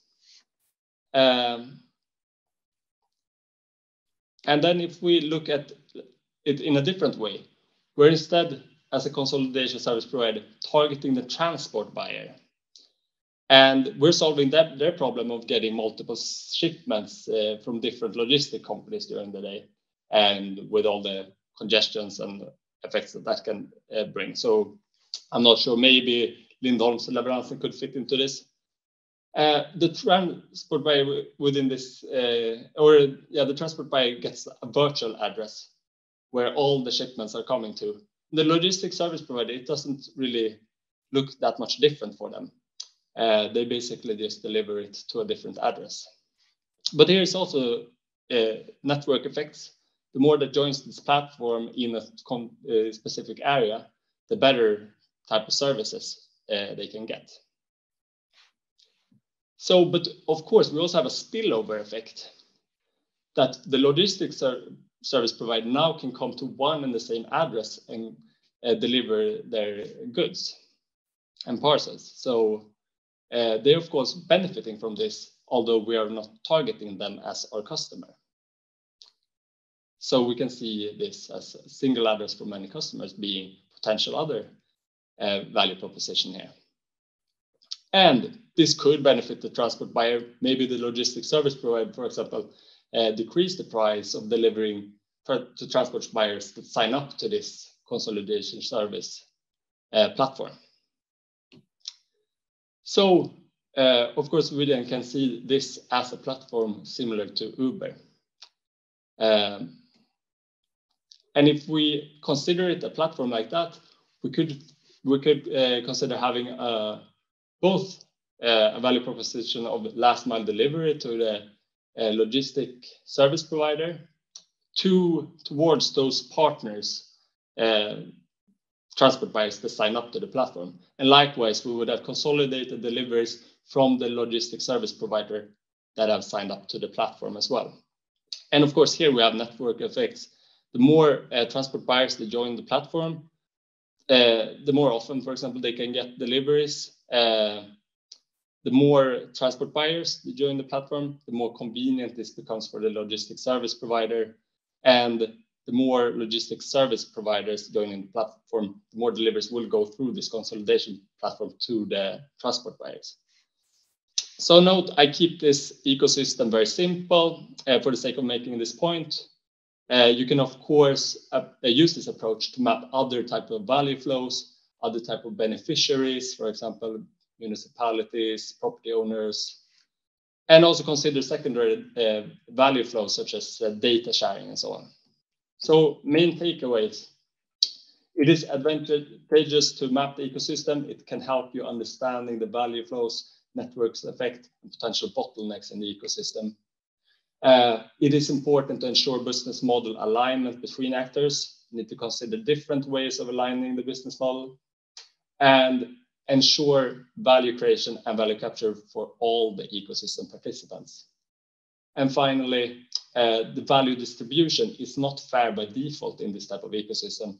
And you can counteract this potential opportunistic behavior of different actors in the ecosystem by having a proper ecosystem strategy. So, thank you very much.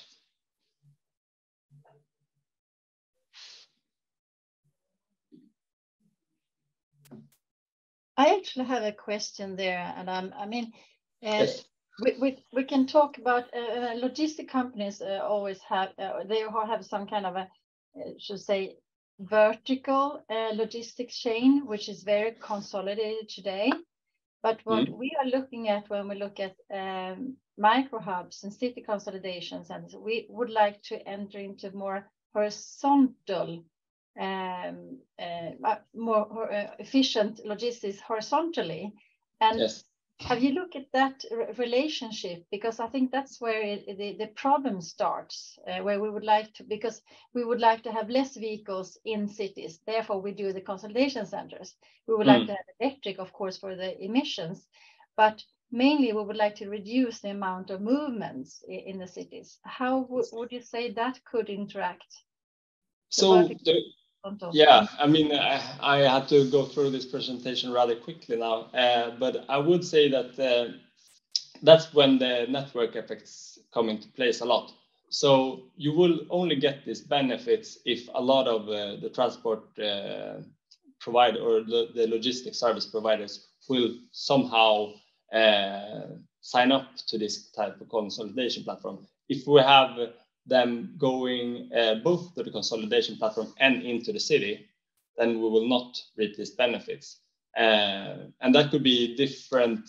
That could be, for example, that for some transport buyers in an area, they need to go there directly, whereas for some, they can actually go to the consolidation hub. That would be less than ideal. You would also have the example of a transport buyer getting things from one logistic service provider through the consolidation hub, whereas others comes directly to them, which is also less than ideal. So you need to get a minimum, you need to kind of pass a minimum threshold that for transports that goes through the consolidation hub. Yeah, and of course there will be a question of orchestration of the consolidation hubs. Who would be the best fit? And that's a question that we don't have an answer to, I think, today. Do you have any input to that, Adam? I think, you can do it in very different ways. The most important thing is that all of the ones signing up to this ecosystem need to see the benefit in it. So for the logistics service providers, they need to see that they can actually get a cheaper service by going to single address than going straight to the customer somehow. Or maybe that the alternatives does not exist, for example. You cannot go straight to the address in the city for maybe because of regulations and so on. And there are challenges there, of course, Adam. And I think we will need to, sorry to break a little bit there, but we need to keep the time schedule as well. So thank you much, Adam, and you will be in the, you can answer the questions in the panel maybe later on as well, if there's any specific there. Yes. So now we will move to the last presentation, and this is then Christoffer Widegren. And Christoffer Widegren, he has his own logistic company, but he has a long experience of managing projects for city consolidation hubs. Everything from, I think you already started in density. You are involved in a lot of consolidation centers here in Gothenburg, Ragnsells, and now lately to move it. You're also involved in Borås, I think. So haven't mentioned all that you're involved in, Christoffer, but that's a lot. So welcome to present. Thank you. Let's see if I can share here also.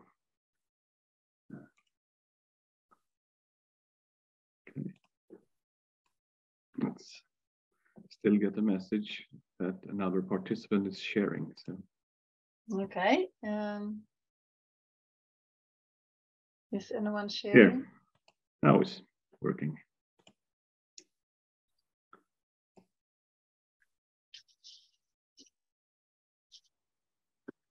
So. We can see it.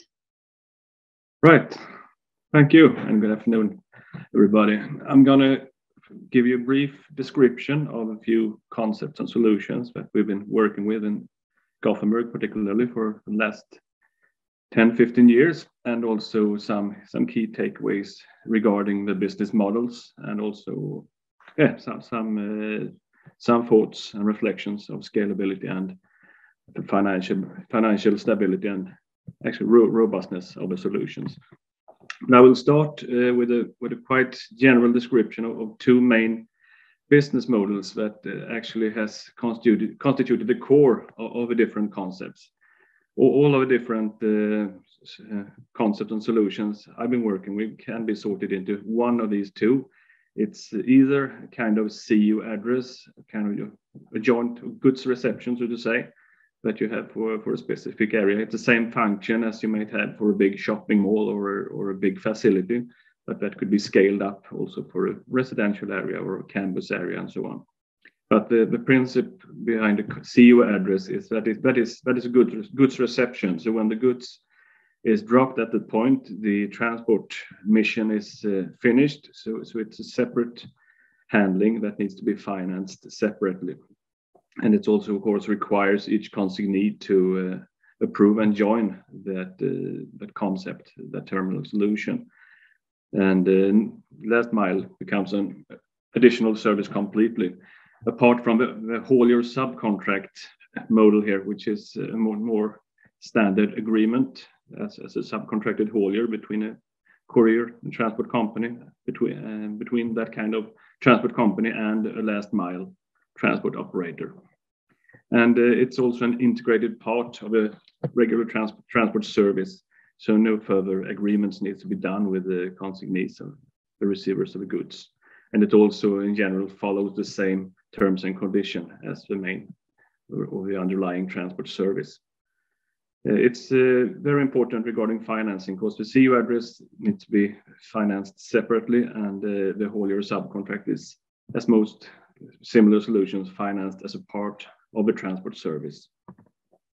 If we look at some overall challenges and potential benefits of those two main types of business models, the CU address gives an opportunity to have an extremely high impact of traffic volume. We see in Lindholmen, for example, we have eliminated 90% of the freight traffic in the area. But of course, it requires that most of the tenants in the area are joining the solutions, because if only a few stay outside of the solutions, certain transport companies have to enter the area anyway. So that is a very central aspect of the CU address concept. It's, as I mentioned, it's an additional cost that needs to be addressed, but it's also quite easy to adapt specific areas and goods flows where you get value for the resources spent. But it could also be challenging. I will mention a little bit more about the importance of have a right kind of critical mass and also synergy effects in the concept. So it could be a bit challenging to find suitable operators in different areas for this kind of business. And of course, you need a critical volume in some aspects to get an efficient and low cost operation. On the other hand, the haulier subcontracted service is a more straightforward agreement, as I said, between the transport company and the last mile delivery operator. If only a few companies participate, of course, the effect of traffic could be quite limited. It's quite many operators, as you know, that are operating in central cities. And it's very challenging to really contract or get cooperations with large portions of actors that actually operates on the markets to get that bigger effect. But then, of course, when you have a contract with a transport operator, especially a big transport operator like a big freight forwarder, you have control of the entire goods flow in the specific area. You have a low specific or operating cost if you can integrate it with an existing transport company or business. But of course, you need some kind of strong initial business case. It doesn't need to be goods distribution only. It could be waste handling, as you saw with Skellestad earlier. But it needs to be some base, of course.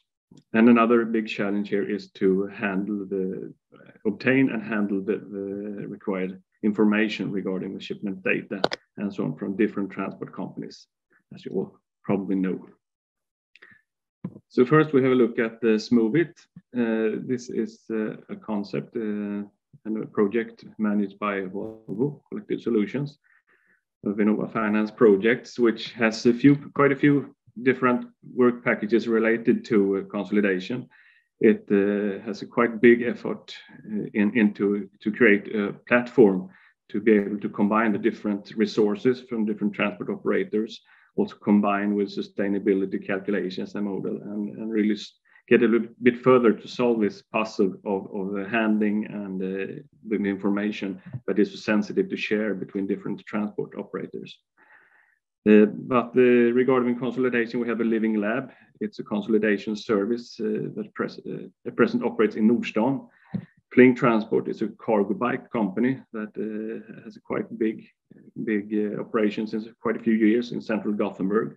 And at present, we have a consolidation of goods from DHL and Best Delivery, which is consolidated at the terminal in the Nordstan shopping center. And there are ongoing efforts to extend the business with more partners and customers, moreover, to strengthen the concept further on. This is a kind of a haulier, subcontracted haulier concept, of course. The Bling has agreements with DHL and Best Delivery. It's a good base volume from DHL to start with, and it's also have a quite big upscaling potential. But since it's integrated with a stable, regular business, we have a very good baseline in terms of financial robustness and also big as an upscaling potential to connect further flows. We move on to a further former concept called Stadsleveransen. That was a consolidation service that were present in the Innerstaden. It was central part of Gothenburg for 8 years. It was a consolidation, last mile delivery service, also kind of subcontracted haulier service, where we had a small individual or independent operator called Paketlogistik, who were subcontracted by PostNord and DHL to distribute all parcel, or almost all parcel shipments in the central parts of Gothenburg. And it was quite unique to have two quite big and competing freight forwarders as PostNord and DHL in the same service, but it worked out very well. And it was a quite big operation. It had 4 vehicles similar to that one on the picture and handled over 800 packages each day at the peak of business, 2018 to 2019. Unfortunately, the business was folded last year for financial reasons. To summarize it, it's still considered a commercially viable solution. It was financed by, of course, a part of the transport cost, but it was not robust enough. So when the volumes fell a bit and other headwinds, so to say, went in, they didn't really survive, which is a pity, of course.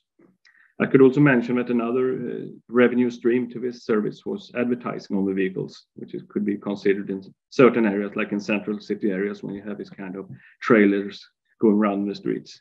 It's actually a possible revenue stream to sell advertising space. Then we move on to a CU address example, a goods reception that has been in operation since 2008 on Lindholmen. It serves a campus area on Lindholmen in Gothenburg. It's a combined solution for goods and waste and recycling material. And the important aspect here is the waste and the recycling material part, because it constitutes a quite big part of a total turnover.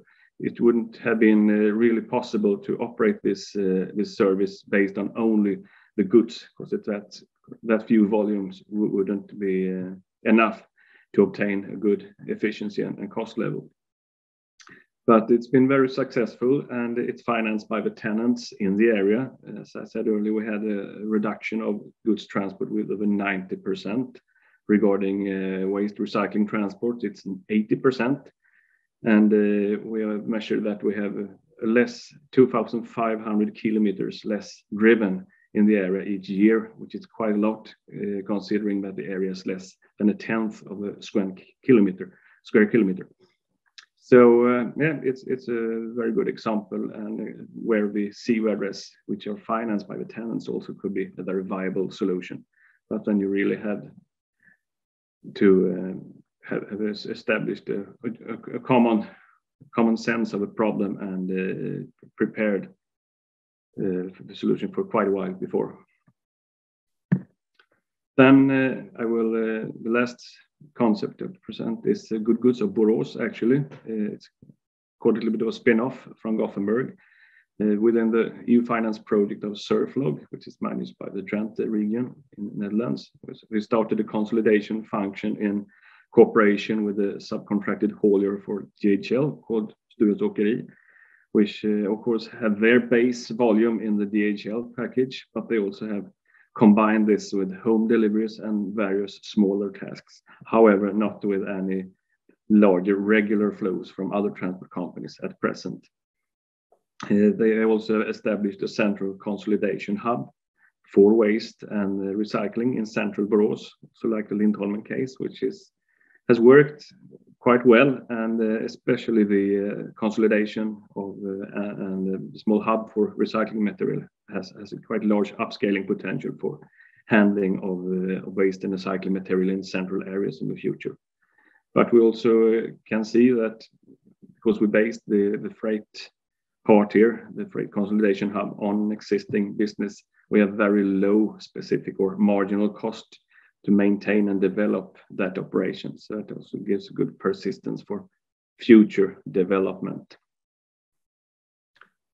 And finally, I would share some general thoughts on challenges and key factors from those concepts and other concepts also from the years. And that's one is the competitive factor, of course. When we are handling goods from different transport companies, it's a competitive market, and it's branding and the customer contacts, many different aspects that need to be taken into account.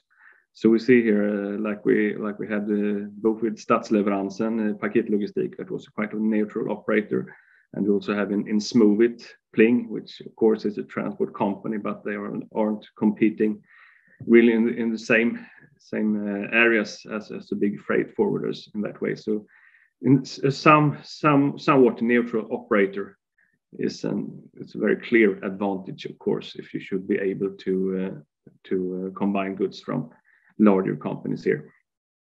And as I also mentioned earlier, it's also an important thing to find the scale economy here, to try to add, if you have an existing business or operation that could be added on. Like on Lindholmen, for example, the first operator was a facility management company, which had resources and personnel in the area and could quite easily adapt to run that efficient. You can also, of course, combine different services, also like on Lindholmen, that you combined goods and recycling material to get an overall efficient scale of a service.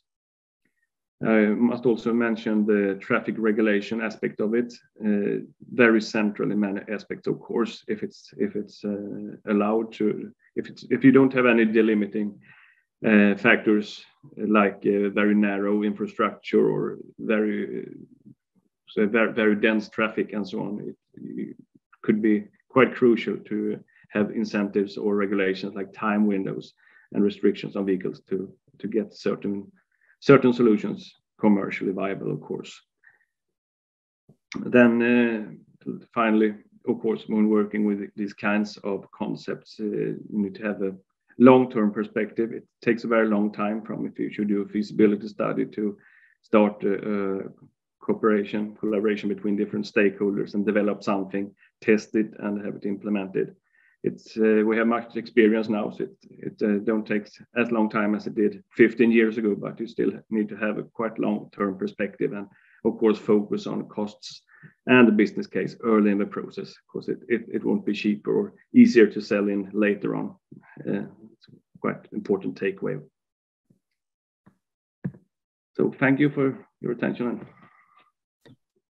Thanks a lot, Christoffer. It was really interesting, a very good summary. I'm very happy also to see the last bullet that stated the importance of long-term perspective, but have a close look at costs and business models in the beginning, as I understand you. So I think thanks extra for that one. In the beginning, you looked at the two main different parts, which one was the care of address concept. And you also stated that it's very important to have all or almost all customers in an area connected to that one. Would you go as far as saying that it is a necessity to have either regulations or full control over a geographic area in order to make that feasible? Or could it be done on the commercial competitive markets? As I also stated regarding the regulations, I think, of course, you need to approach it from a certain way. You can approach it from a tenant point of view or from a real estate point of view, that you introduce it to rental contracts. That's been tested in a few. That's a very effective way, but it takes time, of course. If you're in an existing area and you have rental agreements spanning 5 or 10 years, it takes a very long time. But I think probably the traffic regulation part, or just also delimit zones where you're allowed to drive certain times, is a path forward to speed up the development. But it is quite complex, especially in existing areas. When establishing a new area, of course, you can set the rules and prerequisites from the start. Then it's much more easier, of course, than to change. Okay, thank you. Christina, do you have any questions? Yeah, I'm thinking of, I mean, there are so many different ways of doing this, micro hubs, consolidation, and you showed two different business models, and I guess that there are, could be 20 different business models for similar concepts. But I mean, starting with the pain points and starting with what's in it for me, I think that is the most important part. And sometimes I hear that the reason for setting up the consolidation center is to reduce emissions. However, that could easily be done with electric vehicles. But I think the main pain point, which is also the value of the city, and coming back to Mike's presentation in the beginning, to have a livable city, that would be to reduce the amount of traffic movements. Trying to have the streets empty of traffic when people are moving around, etc. To do this as invisible as possible, even though it's the bloodstream of the city, sort of. What would you say should be the pain points to start with when it comes to city consolidation? The first, as you started your reasoning, was of course the problem definition. It's very varying prerequisite for different city areas, of course, and you have, for example, different prerequisites. If you have many real estate owners in a certain area, if it's possible to establish a CU address, like in the inner city of Gothenburg, you might have 500 different residents, and it's almost impossible to join them together in a CU address. And you naturally might have to work with regulations more and than the most haulier and transport company oriented approach. If you have a more delimited area, it's like in Lindholmen, you just had 15 to 20 tenants to get into the agreement. So you need some kind of mapping of the current situation, of course, before you start to choose which solution or direction you're going to take. Move volumes, the traffic, and also how the structure is, how many are there, and how the structure of a distribution in some way. And I know that, for example, the Smoothie project, for example, that the pain point was there to actually too many traffic movements, and the goods deliveries is just increasing and increasing, and this will not be sustainable in the future. And you were part of that also in the beginning when you checked the amount of traffic or vehicle movements. And if I'm not totally wrong there, it was the 80-20 rule almost there, that 80% of the goods were traveled by 20% of the operator, mainly the big logistics companies. And it was the other way around. 80% of the vehicles traveled with 20% of the goods. And that, I mean, theoretically, that seems like really waste. It seems like, I mean, logistics companies, they are very much consolidated. It should be more the owner-operators, as you also mentioned, the owner-operators that might have a higher potential of getting consolidated. Do you have a take in that?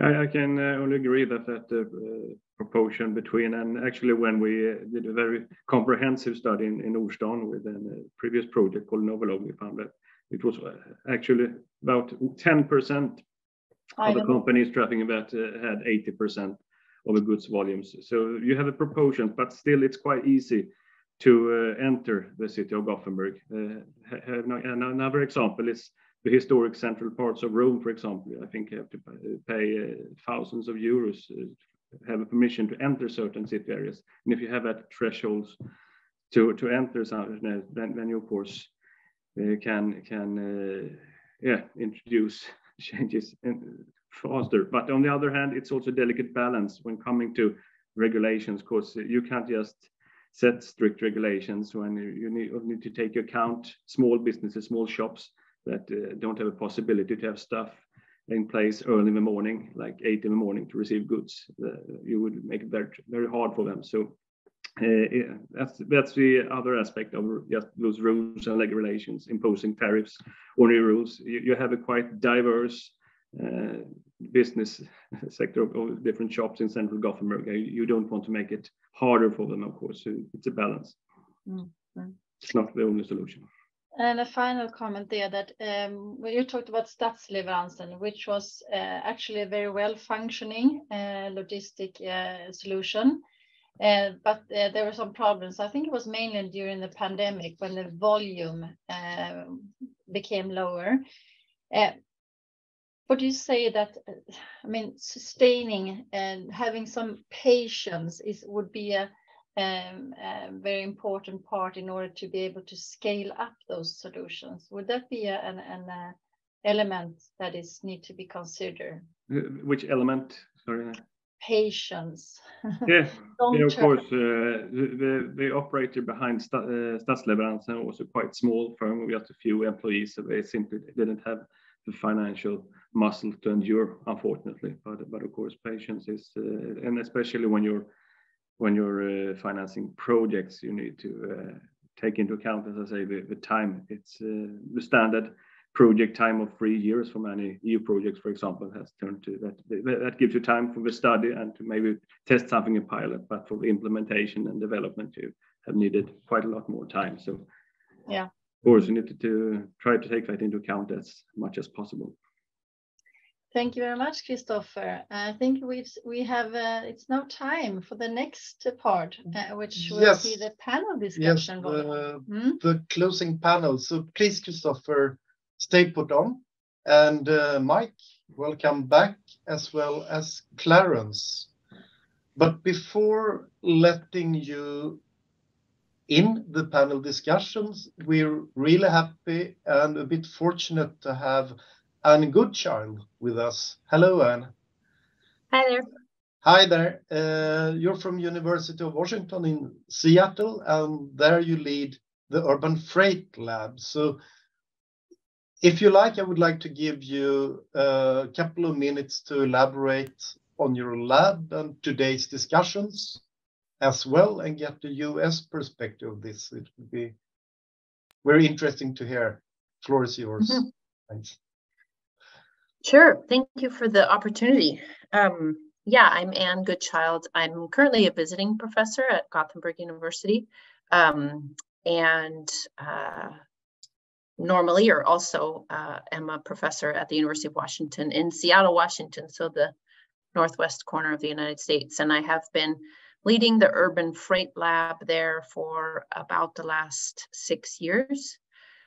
So we collaborate very closely. You know, we as researchers work very closely with the private sector and many of the stakeholders who were mentioned here today, real estate companies, transportation providers, retailers, technology companies, as well as city governments, primarily the city of Seattle, but also the city of New York, and several others. And, you know, I think we have worked on many shared problems, you know, that have been highlighted today, trying to address emissions as well as some of the sort of more nuisance costs of urban freight activity.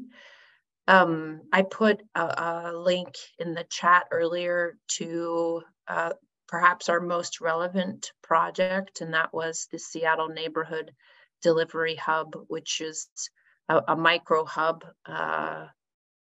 We might call it a consolidation center, depending on your definition, in a central location in Seattle last summer, a year and a bit ago. And I think some of the conversation around, you know, business models and the practicalities of how we can motivate stakeholders to participate and to consolidate were some of the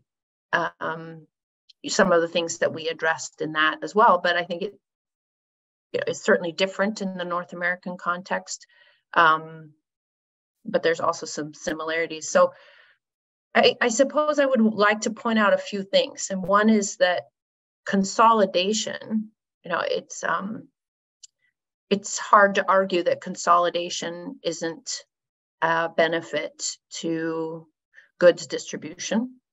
And I think there's a lot of very strong motivations that exist in the marketplace to consolidate. I think that carriers are experts at loading their vehicles, designing routes and schedules that consolidate to the extent possible while meeting their service goals and the requirements of their customers. So I think we shouldn't forget that the market itself is highly motivated to utilize resources effectively, and where they don't, there's a strong market requirement or market signal that is forcing them to consolidate less. So I don't think we should think about consolidation as something that we have to force on the industry.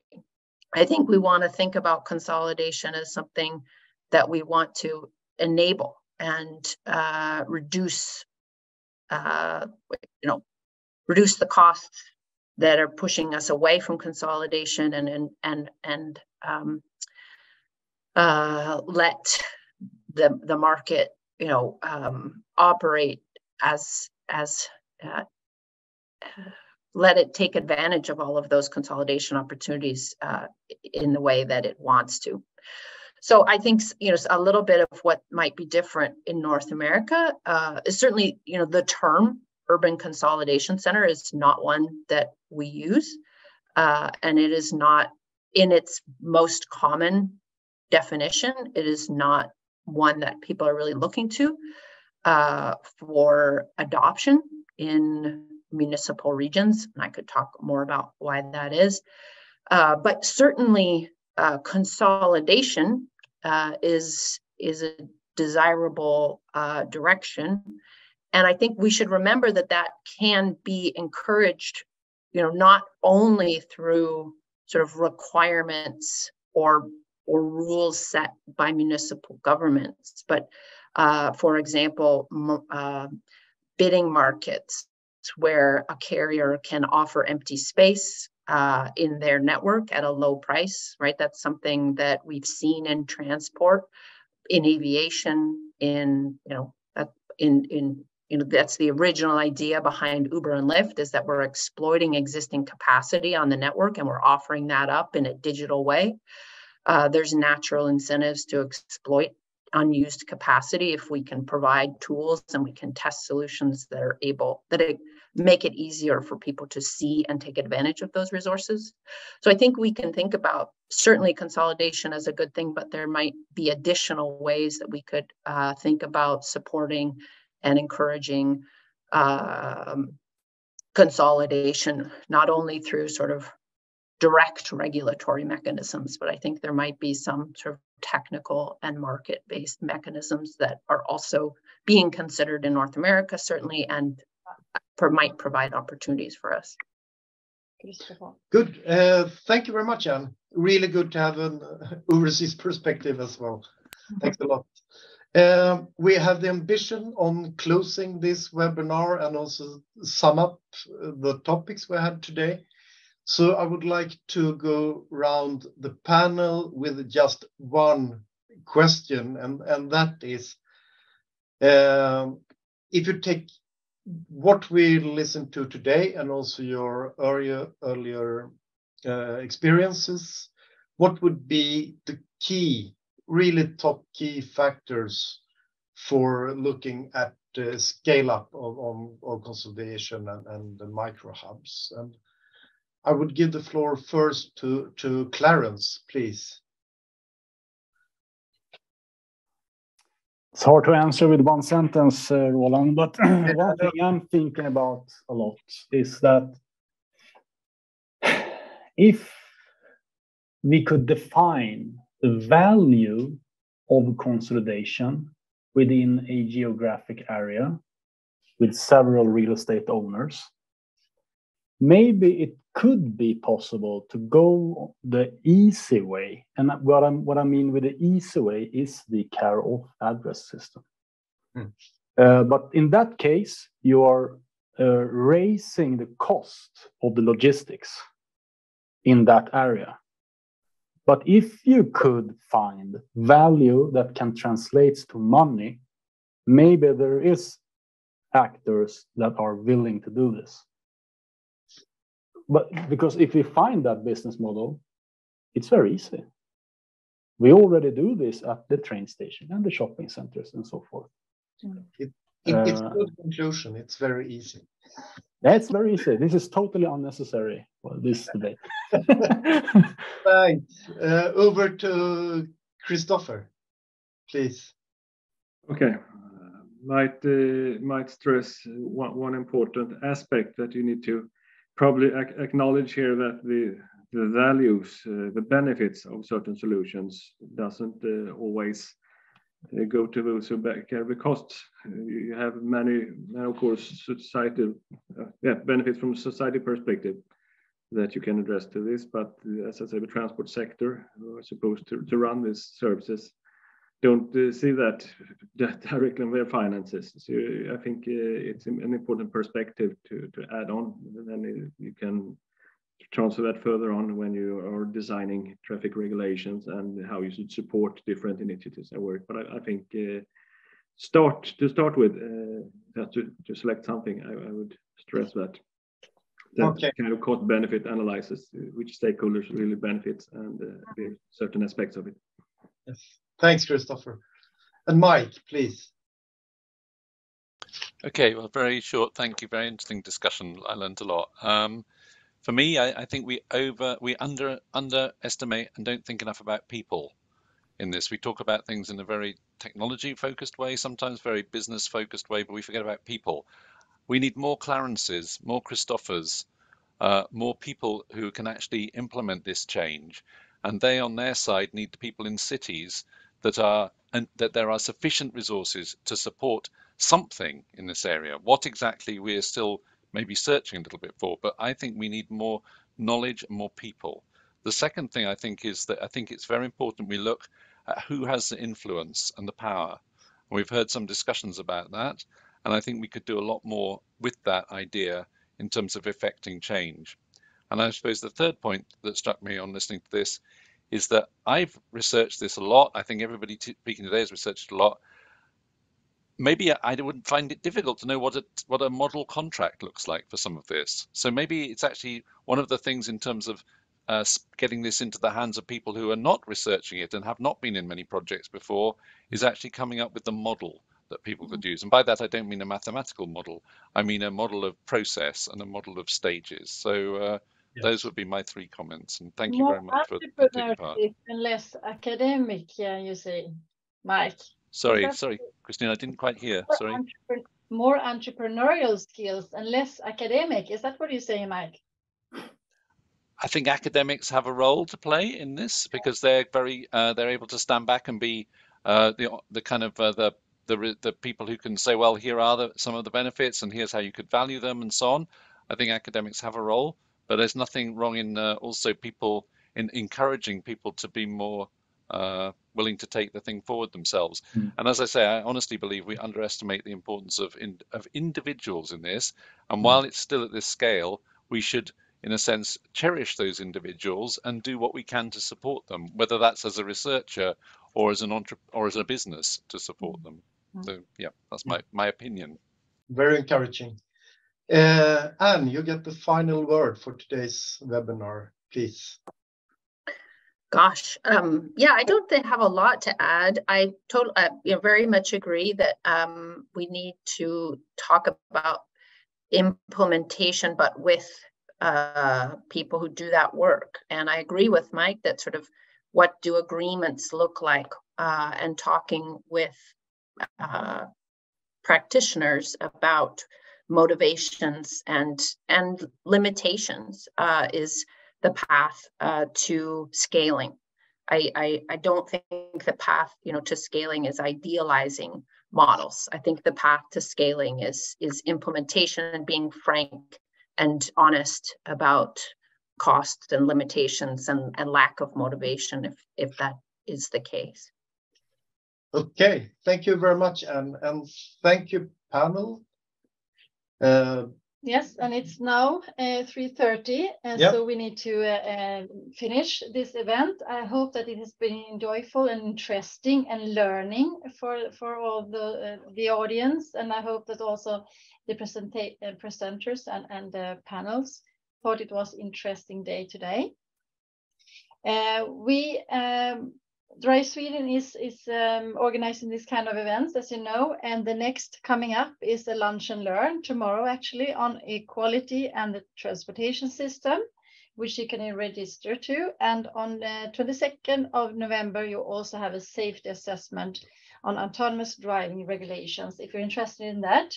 And Roland and myself, we might be back again spring, maybe, if we would like to bring up this subject again, looking into consolidation centers and scaling up.